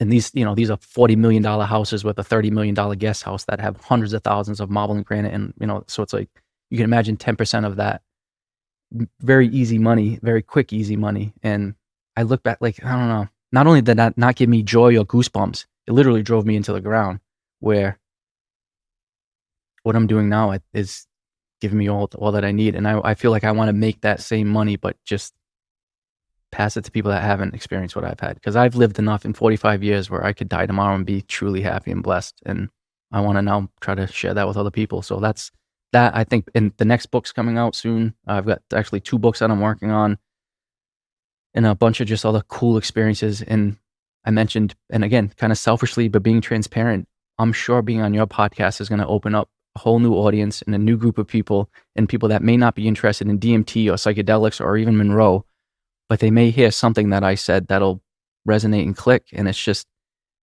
just keeps expanding. Like my calendar literally is full, like every day, all day, with awesome people and cool shit and great interviews and awesome opportunities. And I mentioned I'm doing a darkness retreat in February for 5 days, which is going to be insane. Like, I don't know. I don't know where the hell my life is going to lead, but I guarantee you it's going to be beautiful and wonderful, and it's going to be uniquely mine, which is, therefore, it can't be wrong, right? So it's like, I don't know, that just opens up so much freedom to express yourself and be yourself. The felt sense of being that you describe, I suspect, is what many people think they're going to feel when they get the Ferrari or the fill in the blank, right? It's like, it's not the thing that we even want. It's the feeling that we attribute, usually falsely, to the thing, right? So it's like, you're like, oh, I got, I'm very little money, living in my parents' basement. It's like, I think anyone that is after the feeling that you have, it's going to be very insightful for them. And it's a great reminder for me too, right? Because I think, I don't know, many people are like this. More men that I know, just like, feel like I have to be producing, accomplishing, growing, building, right? And sometimes I'll even catch myself and be like, why am I even doing this? You know what I mean? It's like, what do I think is over there on the other side of that? Like, one of my goals is to live in Costa Rica for some of the time, and it's like, cool, goals are great, but what if I could just have the feeling that I think I'm going to have if I'm in Costa Rica sitting here in Texas? Right. And you can. The feeling isn't in Costa Rica. Right. The feeling is in here. It's endogenous, right? And as many, and this is part, I think, importance of telling our stories, that we're putting out data points. So at some point, there's going to be 10,000, a million, whatever that number is, data points to say, hey, listen, this works and this is what's happening. But I think to the point that you're making too, there's so many data points from people that have achieved all those successes, that have the multiple Ferraris, that have, think about some of the biggest names that have taken their lives, that have everything on paper, where it's like, so no, it's proven that the Ferrari doesn't give you happiness. It's proven that and again, I don't want to be naive where people are like, yeah, well, that's easy for you to say. You've got, like my parents' house is on a beautiful lake, and I open my sliding glass door to a dock with a boat. Like, so yes, I'm living in my parents' basement, but it's a beautiful lake house. Yeah, easy for you to say. I'm not suggesting, and I'm not naive to say that we're not going to all have our own kind of, issues, but I can guarantee you that it's not the material wealth, and that it's not, but it's not mutually exclusive. Can you have the Ferrari and the 10 million in the bank and be happy and content and blissed out like I am? Absolutely. And there are people like that. So again, it's not alcohol is the problem, money's the problem, or financial success or accumulation of things is the problem. It's what's your attachment to it? Like if I have this beautiful, expansive house in Sedona in 5 years from now, that'd be fantastic. But I'd be thinking about how I could use it for retreats, how I could share it with other people, how I could, it's more than just, well, yeah, I'll show those guys I got a $3 million home over here. It's how you interact with that stuff and things. And that's where I feel comfortable that I'll be able to navigate the highs, the lows, the ups and downs, the changing of my material status and wealth as things go, without losing the lessons that I've learned. And again, I'm not doing anything new or novel. I'm following the advice of people that I've read and studied and have using as mentors, that this is the way to go, man. Like, this is, you can have a complete change in perspective and shift. And once you do that, you're good. I mean, maybe it's a corny example, but like Mother Teresa and Gandhi, like they didn't have material wealth or successes, but they ate great food. They slept in amazing places. They traveled the world. They had the love and admiration of many. Like, I don't know, but you can have the other good stuff too. I think there are plenty of wealthy people that have really dedicated their lives to helping others too. And that's where I think I needed to lose it all when I had it all, to maybe now next time to be able, like, you know what, let's spread this out a little bit instead of hoarding. And maybe to wrap it up, or to come back to what we were saying, this globe and this planet is so full of resources. It's so full of everything. And so many people are trying to hoard their own little kind of lot of land, or their whatever chest of shit. And there's no reason to have that. Because if I keep my chest of shit, then everybody else keeps their chest of shit. We're all just going to have our own individual chest of shit, as opposed to if everybody can share. And I mentioned that where I came from, Utah, with those, that couple. So that was a pretty expensive retreat that it would have been. They invited me for free for everything, paid for everything, including my food, including the medicine, including the stay, so it's like the world provides, and there are plenty of people like that out in the world that will give you truly the shirt off their back. And now, like, even my algorithms on Instagram, like, you're seeing all these beautiful people in the world helping others. And I think people need to realize that that's out there too, and figure out what you're watching on TV and what you're listening to and what people that you're using to influence you, because you put on the news or read the paper and it's all doom and gloom, and it's all negative talk, and it's all breaking each other down, and all how we differ from opinions, where, you start realizing there are people out there feeding the homeless and helping out people and really doing the good work. And I want to be part of that team. I am part of that team. And it's just now a matter of, let's give our team a little bit more limelight and a little more, speaker time than the assholes that are fighting on TV about shit. What do your parents, I got 3 questions for you left. What do your parents think of you and your relationship with DMT? Do they get it at all? They do. They have to see the changes in Absolutely. you, right? And so my mother, I think, and my father, now I had to include him in this conversation, but before we just always count him out. I don't think my mom has any interest in doing DMT, nor does I think she needs it. I think she's pretty grounded. She has a good life. I think she's accomplished quite a bit. But I think what she does is when she gets her hair done, and she's talking to the hairdresser who's sitting next to the other lady, who's sitting next to the other lady. Now my mom is going there with being educated about DMT, about plant-based medicines, about mental health, so they're an advocate for DMT just as much as I am, even though she's never done it, because she can say it saved my son's life. She can say my son at 40 years old was an alcoholic, not too nice guy who was, probably not going to be here till stronger too. Oh, this is my Adam. Look at him. So they get it. They understand it. They support it. And, even with the conflict and shit that I had with my dad just a couple of weeks ago, he even said it, in a fight, he said this to me, like these are my fights, that I know you're a great man and I know you're doing great things and I know you're really trying to help people. I just don't want your help. Like that was one of the things he said to me, which was a little bit tough. But like even through all of the shit that him and I are going through, no. So to answer your question, they understand it, they appreciate it, they know it's not for everybody, but they also know that if it is for that right person, that it can change and save lives. So they're on board and they support. Beautiful. And I don't know if I'm putting her under the bus here, but like the first time I made ayahuasca in my mom's kitchen, she was stirring the pot with me. So it's like, me and my mom. But now how great is that to put that type of energy into your DMT brew? 100%. Making it with your mom in your mom's kitchen with love, as opposed to who knows where and what. Humans have been doing that together for a long ass time. Okay. Question 2 of 3. I'm saving the best one for last. Tell me a little bit about what you saw or didn't see with Danny. What's his last name? Goler. And we'll put a link to his work in the show notes. But the stuff he's doing with DMT and lasers is really interesting to me. So without me explaining it, maybe just preface kind of what his research is doing and what your experience of that was like.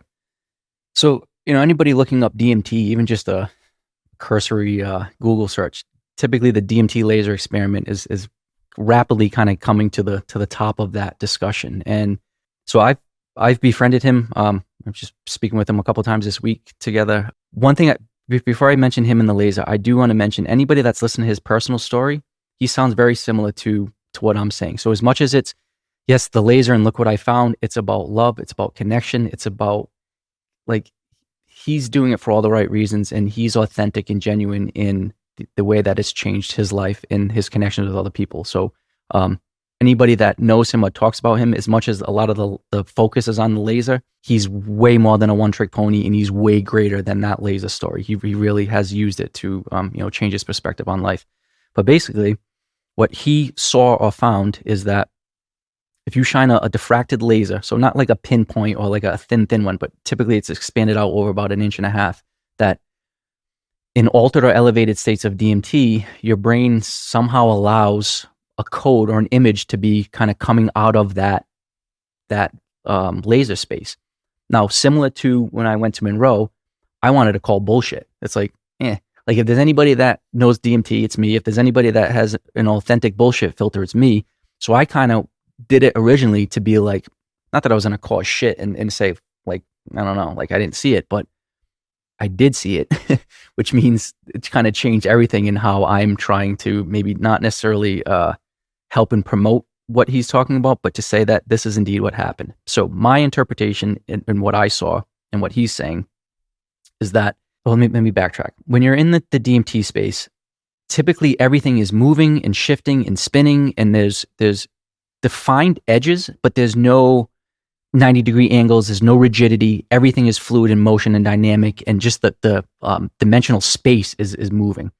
within the laser itself. Like if you ever just hold a laser and hit a smoke in it, or even just the dust particles in the air, the laser itself is extremely dynamic with all these swirling little parts to it, and just, there's a lot of movement. When you see the code come out, so it is a raining code, and so it is kind of like trickling down, and the symbols do shift and move. But what really stood out to me was the grid work that the code is embedded in is rigid. It's embedded in not the laser, not the wall, not your eyes, not your consciousness. If you move your head up and down, if you move the laser, if you move any perspective, that grid work that the code is in stays there and is there independent of any other factors. So that to me was the what the fuck. So it's a fixed pattern. The grid work the grid itself is fixed, right, not the content. Not the content. The content is microscopic, very tiny, constantly moving and constantly spinning and morphing. So that's where a lot of people say, well, what is it? Draw the symbols. And actually, I have a video on my YouTube channel where I actually did draw original symbols, where I was trying to kind of dictate it. But I'm not saying it's the code of reality. I'm not saying it's some matrix code. I'm not saying it's computer generated. I'm not saying that I have any way of interpreting it. All I'm saying is that the hundreds of times that I've been in the DMT space, there hasn't been one thing that's been rigid, fixed, or clearly there that's like not in some ethereal space, where the grid work that the code is in seems to be all those things that I just said: the rigidity, the 90-degree angles, the set size, the stationary aspect of the grid itself. So that's where I'm really interested in exploring it further. Is there an actual code? Are there symbols that can be translated? Is there actually information that can be pulled from it? But I have no doubt or no question that there is a code there, that there is something beyond what is happening in our individual consciousnesses. Like there is something that we're all seeing. Haven't hundreds of people seen the same thing? Thousands, yeah. Thousands? Yeah. And there's some, and not to say like there's some people with I like to think I have credibility. There's some, like if you look at his website, some of his interviews, like one guy who's really popular now, Chase Hughes. He's been on a bunch of podcasts, and he's the guy that does like psychological training for the army and stuff. And he's been somebody that's come out that's kind of said the same thing. Like, I don't know what it is, but it's there and I've seen it. And it's, there are people that really their reputation is being put on the line to say this is what's going on. And yeah, so what it is, I don't know. What the code is saying, I don't know. But is there a code that's there? Yes. Is it independent of anything that I've ever seen in any other DMT space or in my consciousness? Yes. And I will continue to explore it. So fascinating. I mean, anyone that's taken any kind of psychedelic, when you open your eyes, there's nothing uniform about anything, right? It's like all of the right angles in this room, everything in this room. If we were on a big hit of DMT right now, it'd be nothing that makes any sense, right? Everything starts to sort of degrade, if anything. It doesn't become more ordered. I mean, maybe in nature sometimes, you look at a tree and you see an order that wasn't there, but it's still not fixed. Everything is so fluid and malleable. That's what is super trippy about that particular experience. And if you experiment to me, shine down the wall and then move from here to there or down, like it stays there. It's not like if you're on shrooms and you're like, oh, look at the whale swimming across the room. Oh, it's on the ceiling. Oh, look, it's in the ground. Like, that it's all changing. Where this is like that stays right there. And to your point too, a lot of people see weird symbols in language. I'm actually reading a book right now, Xenolinguistics, I believe is the name of it. It was a woman, it wrote it in about 15 years ago, where it's a whole kind of language that she saw on one of her kind of psychedelic trips, and put this whole really cool book together. So it's not, I don't think he's the first person to kind of say like, oh shit, I'm seeing something, but I think he's the first person to put seeing it in the laser like that somehow is allowing it to come through. And part of my video that I explained, because for some people, and he uses the analogy of like the Magic Eye books from back in the day, where you look at an image and then you'd have to kind of like look through it and then the image would pop out. It's similar to that. So if you just look at the surface, it's not there. You kind of have to it's in between layers in depth in the surface. And it's only until you kind of let your eyes relax and not look for it that it's able to pop through. And for me, it took, I want to say a long time, it took several minutes, which I guess is not that long, but it wasn't like shine the laser, smoke DMT, and oh, there it is. I did have to do a little bit of searching and seeking and kind of manipulation of my eyes, my eyelashes, the muscles in my eyes. But as soon as I did that, and once that popped out, now I can see it, every time, and it's pretty easy to How look big for. of a dose are we talking? Small. You can do it with the small dose? Yeah. So if anything, that's my first session when I tried to do the laser, kind of similar to my first time when I tried to have sex on DMT, was just too much and overwhelmed and not happening. So the first time I set the laser up, I had my pen, I'm all good. I didn't have a pen, I had a bowl the first time, and I took too big of a rip, and it was just like, I'm not sitting up staring at anything. But luckily, I had my pillow and my blanket right there, so I just laid down, and I was just like, nope, I'm just going to enjoy this one. So I wrote it out for the 5 or 6 minutes, and then next time I did a little bit of a smaller hit. But yeah, it's finding that fine line of increasing the sensitivity and volume of your senses enough to have it come out, but not being so overwhelmed where you just blast it off and, not in control. So that's where there's that a little bit of practice that comes into it. And that there's quite a few people now talking about their methods of seeing that code, but I haven't heard one person who's really knows what they're doing with DMT, and as well as in looking at that laser, that haven't seen it. So I'm not just like the lone wolf in my inner circle. It's everybody else has seen the same thing. Something that's been really interesting about that, and I was in touch with Danny about doing a podcast, so that'll probably happen at some point. But what's really interesting to me, seeing sometimes when he'll post, is how triggered some people are by what he's seeing. It's this strange cognitive dissonance thing where people are like attacking him. Oh, I get attacked all the time for what he's seeing. Oh yeah, it's easy for you to say you're on drugs, but it's like with a real vitriol behind it. Like, who cares what this guy's doing, if it's real or if it's not? Like, it doesn't bother me either way. Why are you watching the video? Yeah, but it's trippy. I wonder what it is about the human psyche. I mean, my guess would be that it's like when you've built a model of reality and accepted it as it is, and someone over here is potentially disrupting your model of reality, even if you haven't done it, it's like, I don't know, it must be like threatening to someone's identity or worldview in a way that's really strange to me.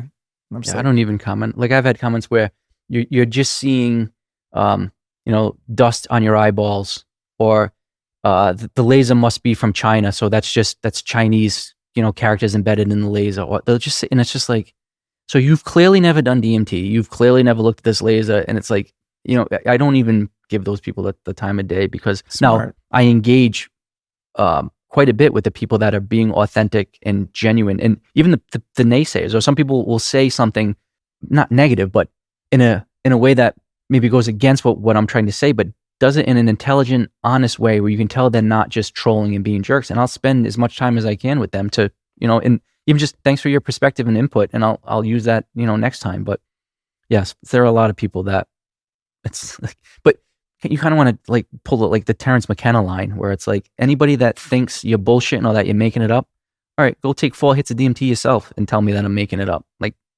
but you don't have the balls to do that, so keep talking shit from afar, But it's like, if you do have the balls to do that, then we'll be able to talk, on the same level. But when I have seen those comments, it's always pretty clear to me that the people that seem to be agitated by that don't have any experience in that realm. Because if you did, you would know that anything's possible and that reality is so right.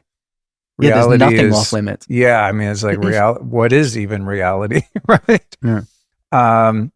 I thought I had one more question, but then another one came in real quick, and that is going back to, in terms of smoking DMT and the thresholds we were talking about. When I've heard some people describe it, they've described it more like the 5-MeO DMT situation, where you have like a torch and a proper glass pipe, like a freebase kind of setup. And people that have described smoking DMT in that way describe it in a way that sounds very much like the 5-MeO experience, where the witness, observer, experiencer for a short time is completely out of the picture, and like you're not even there. Like, you can't see, you can't hear, you wouldn't know if someone was shaking you, tapping you. Like, it's a complete merging with the totality of consciousness briefly, and then on the way back out of it, then it's like some visuals, and you're a you and you have a body, but there's kind of a point at which it's just complete obliteration. Have you smoked DMT in that way? Like the complete whiteout, just everything's gone Well, kind of thing? yeah, and I don't know if everybody smokes weed like I do, but you could like imagine taking a small like joint and just taking a little like that's one hit. Or you can take a 3-foot bong, fill it with a completely chalky yellow thing, and then clear the whole tube. So clearly a complete difference of the amount that you're taking in. So same thing with DMT. I mean, you can do a little kind of like a little half hit, but if you fully rip it, so I did that one time and that was kind of the intent where I never typically weigh out the dosage. I put a good amount on and I burn it until I don't want to do it anymore. But I took one hit and the plan was just roster it, burn it, take as big, deep, long a hit as you can. And then, the plan, like always, was try to do 3, 4, push it if you can go 5. This one hit was it. Like because I took probably more in that one long, just like long. And then I probably would have done in 5 medium-sized regular hits. So it's like I couldn't even put down the bowl. Luckily, my girlfriend was there that time. And she took it from me, and it was just instant slingshot, like the blast off into the, whatever realm it was. And that was really the only time I've ever had that experience, though, and I've tried to replicate it because it was really like, oh shit. And if you can get that without having to go through the 3 or 4 hits, which are challenging, but it really is so different each time that you can become a little bit familiar navigating it, but it really depends on a lot of variables that I'm just trying to figure out. But but I've also, maybe on that note too, people have talked about it, about being locked out of the space. A while back, I don't want to say I got cocky or arrogant, but I started going in there demanding answers. Like, I want to know this, I want access to this, I want to know, and kind of being like, oh, I'm the DMT guy, I'm coming here for information. And I was not let in. I mean, I would take 3, 4 big hits, no vibratory hum, no sensations, no whatever. And I remember being like, how is this possible? This is pure DMT and it had about 3 times that I did that over the course of about a month, and nothing. And then I realized, like, I think I lost a little respect and reverence, and I went in there with a little human attitude, and I did a pretty significant apology session, or like like I gave, I'm sorry, my bad. Can I please be invited back into the group, so to speak? And then I did it, and then I was able to go back in. And I remember Alicia was with me at that time, and I just looked at it being like, they let me back in. Oh, they let me back in, because I was so distraught. I didn't think I'd ever be able to go back to that space. But it's not just as simple of each person was going to have the same experience with this amount of dose, or if you use a free base bowl or a regular bowl. I've had massive breakthroughs on a vape pen with a battery, and I've had, again, blackouts where I couldn't get into it when I was just roasting it by itself. So I think what I would suggest if somebody's interested in doing it is to play with it, to know that it's going to be different and unique for each person, and again, at your own pace. And I'm cautious about how I say it like this, but if anybody is interested in potentially doing their own batch, literally like $150 worth of material will give you a lifetime supply. So it's never a matter of cost, or it's never a matter of having enough. It's like, if you do one batch, you're going to have enough that you'll need forever. So you have the ability to play with it, which is something I think is important too, because the fact that this isn't cost prohibitive and it's a lifetime supply is something that people should know. So that most people, in my opinion, I've never come across one person that sells DMT. I've never come across one person that profits from it or tries to monetize it. I haven't either, actually. I never thought about that. They all give it away. Huh. Because it costs nothing to make. Yeah. And they only give it away. Like, so even that, I don't sit with anybody. I don't offer my services. I have shared it with a couple people, and it's because they got brought into my life, and it was energetic mixing, and like, you feel, anybody that has access to this feels honored to give it and to share it for free, and almost would feel like dirty taking money from it. So like that's something that's really neat about this molecule too, is that money is not even remotely part of the equation. Wow. Well, 2 hours and 46 minutes is probably not the right time to bring my last question into the conversation. But how fucked that it went that easy and so But I would be flow state, baby. It's all the DMT we took before we recorded. Yeah, the rips. It's just wearing off, I think. Yeah. In your book, you talk about transcendent sexual experiences with your girlfriend on DMT. And I think, or maybe, I don't know if it was a book or one of the podcasts I was listening to, and you told the story that you just alluded to before, where nothing was working, the first time you tried it. But I'm just thinking that like that type of experience to me seems so far away in any psychedelic work I've done, just like intimacy, sure, but like mixing sex and psychedelics to me is so counterintuitive. I don't think I'm sure I have a couple times, but not with any real practice associated with it. And again, I know we've been going for a while, but maybe a summary of what that's like. I really My like favorite topic. It's unimaginable to me. I'm just like, what? Especially with something that strong, like, a little bit of mushrooms, you get a little frisky or something like that. But I mean, DMT, I'm just like, what? Well, it's fascinating to me. And I go over in my book about my first experience to let people know, like, this isn't, oh, wow, this guy's freaking great. He can just handle all this DMT. No, my first session with sex and DMT did not go as planned. There was in the book when you you were underperforming physically. Well, the plan was at basically the climax of sex, right before you're about to orgasm. The plan was then to take several hits of DMT and to try to time the explosion of DMT with the explosion of the intimacy. So we're at that point, and I was like, all right, cool. Let's I'm ready to take my DMT hit, and it just went from like all the blood was below my waist to instantly to my head, and it was just like, oh shit. I mean, the last thing I could possibly focus about was performing or even, finishing or anything. So it was just the same thing kind of with the laser thing. It was, oh shit, I've got to ride this out. But luckily, and this is massive, if you can have somebody that has your back and you feel comfortable with, she knew exactly what to do, which was just hold me, support me, know that was what was supposed to happen at that time. But then we came out after it being like, all right, well, let's figure that, like, let's try a plan B. Like that probably isn't going to work. But before talking about the plan B, you can imagine the communication and conversation that a couple could have and is after an experience like that, where so you're naked, you're vulnerable, but now you've just exposed your consciousness, your psyche. The connection and openness that I have with this woman because of those experiences are phenomenal. So she, again, we just, there was no, I didn't feel bad. I didn't feel ashamed. There was no anything on her. She didn't make me, if anything, she was just, I love you even more, hold me, love me. And and beauty of DMT is 7 minutes later, you're back to it. And, we were able to do what we needed to do.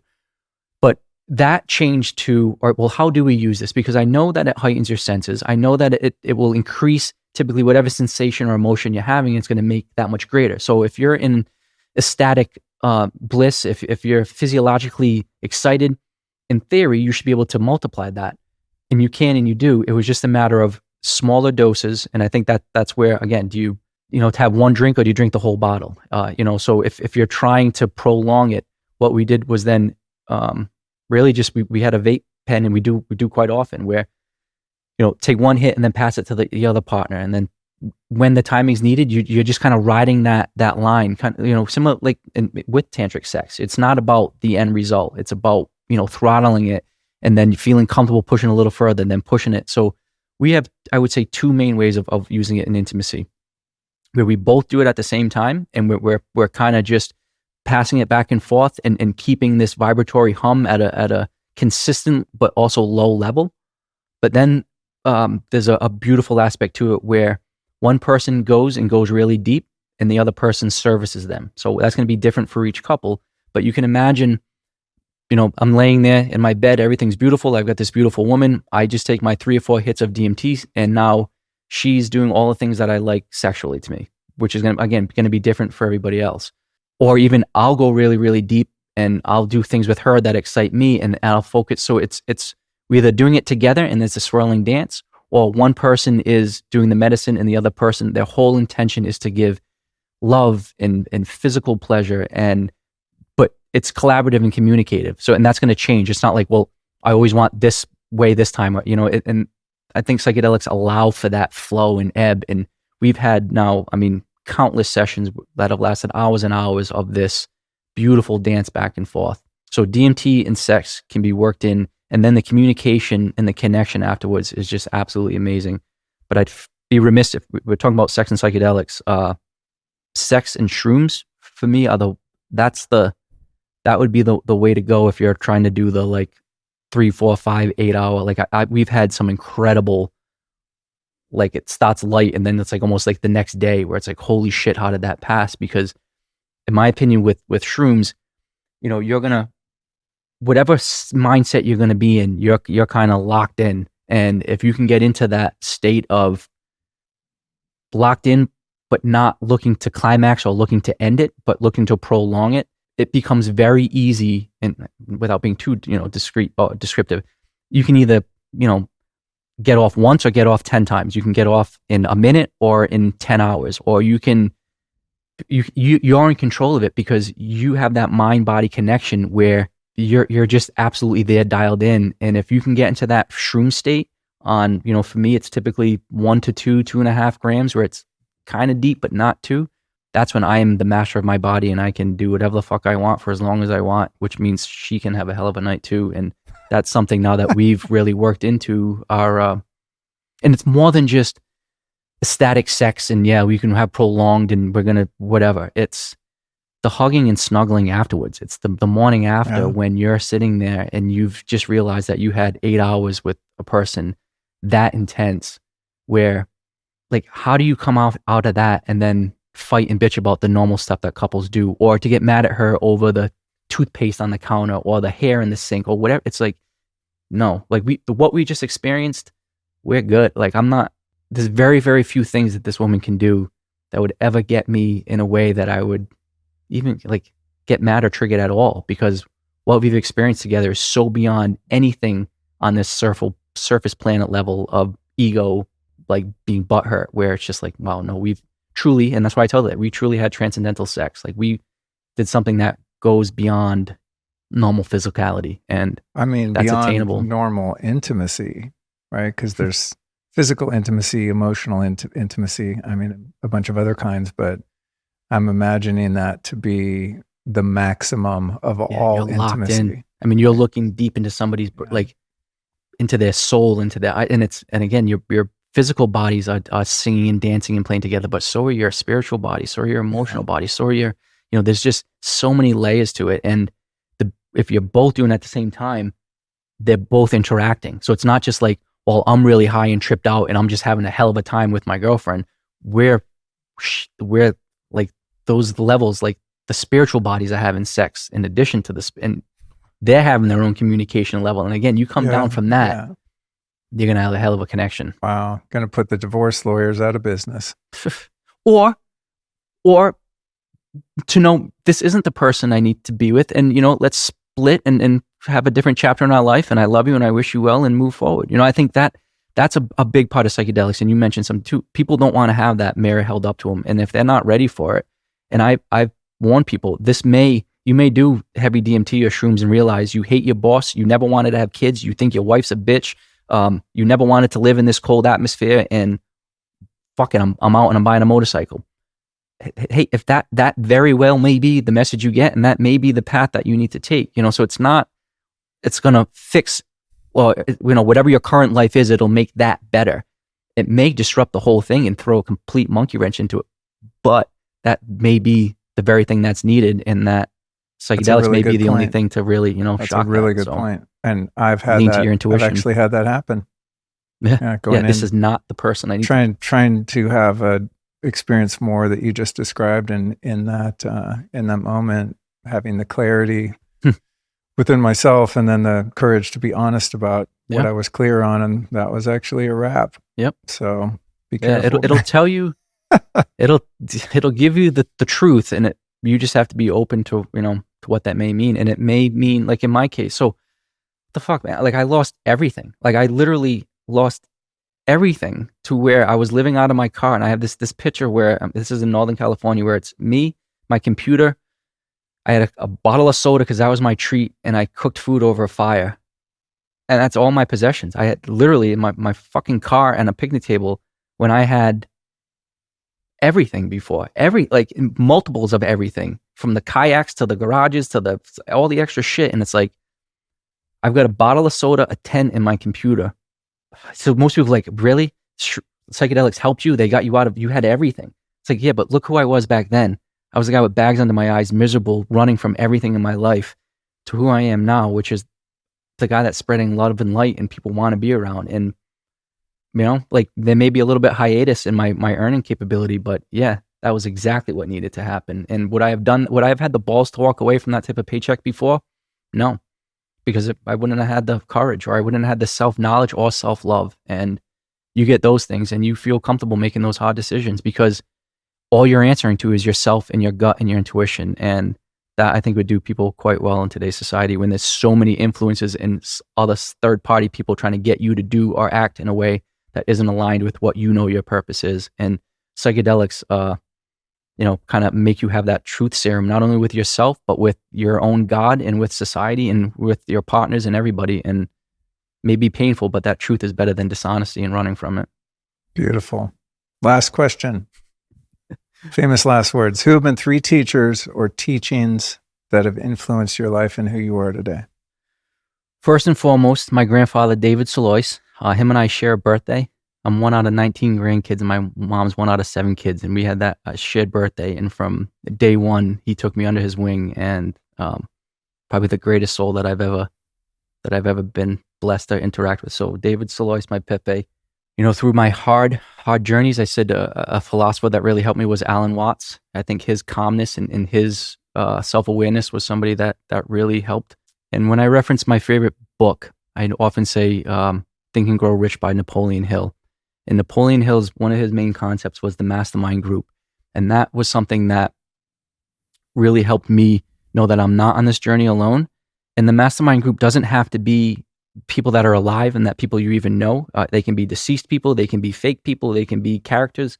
But that concept of creating a group of people that you can bounce things off on and run things by on, and that you're not alone, was a big shift, because I was always the independent guy that, look what I can do, and I need no help, and I'm the whatever, like I'm the self-contained person. And as soon as not as soon, but once I really started embracing the fact that my life is enriched by the help and input of others and by the perspective and the filters. And that's a big thing, is that I know as much clarity as I have. I also respect other people's perspective and filters. And if I trust somebody to be authentic and honest, I really value the perspective that they can give on my life. So, David Solois, Alan Watts, and Napoleon Hill. That's a hell. That's part of my mastermind group. So put them up there. Beautiful, man. Well, thanks for the work you're doing. Thanks for making the time to come by. My pleasure. It's been an incredible conversation. It's been a hell of a journey. Makes you want to grab some of that brew. No. It's right there. And I also say this on every podcast, but I want to say, if you want to support the book, by all means, but I'll happily send free copies to anybody. I have PDF copies I can easily email, and I have plenty of free promo codes for audio versions. So if anybody wants the message or the information in the book, it's free and accessible. You don't have to pay anything for it. Just email me and I'll get that out there. Awesome, man. Thank you.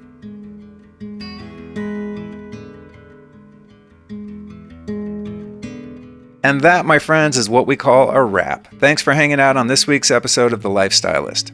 But before I sign off, I want to remind you about one of the best ways to support the show while also upgrading your life, my online master market. That's where I've curated a collection of my favorite lifestyle design products, world-class supplements, EMF protection gear, water purification, blue light solutions, biohacking tech, and tons more. And these aren't just random health products. I mean, you can find that on Amazon. I've tested and vetted every item on the site. So if you see it there, it's something I personally use and trust. So if you've ever wondered what brands I actually use day to day, or where you can find the gear I'm always talking about, the Master Market is your one-stop resource. To check it out, head over to lukestory.com/store. You can browse around, pick up some upgrades, and know that every purchase helps this show keep trucking. And the best part is that nearly everything listed there comes with an exclusive discount just for Lifestylist listeners. So you get cutting-edge tools to optimize your mind, body, and spirit, and save some dough in the process. Again, that link is lukestory.com/store. Get in there and dig around and stock up on the best of the best. And you can click that link right in this episode description. Oh, and don't miss the search bar while you're there. That's how you can quickly find exactly what you're looking for without getting lost. All right, that's it. Until next time, be well and share this episode with someone you love. Hell, share it with someone you're struggling to love, because everyone deserves it.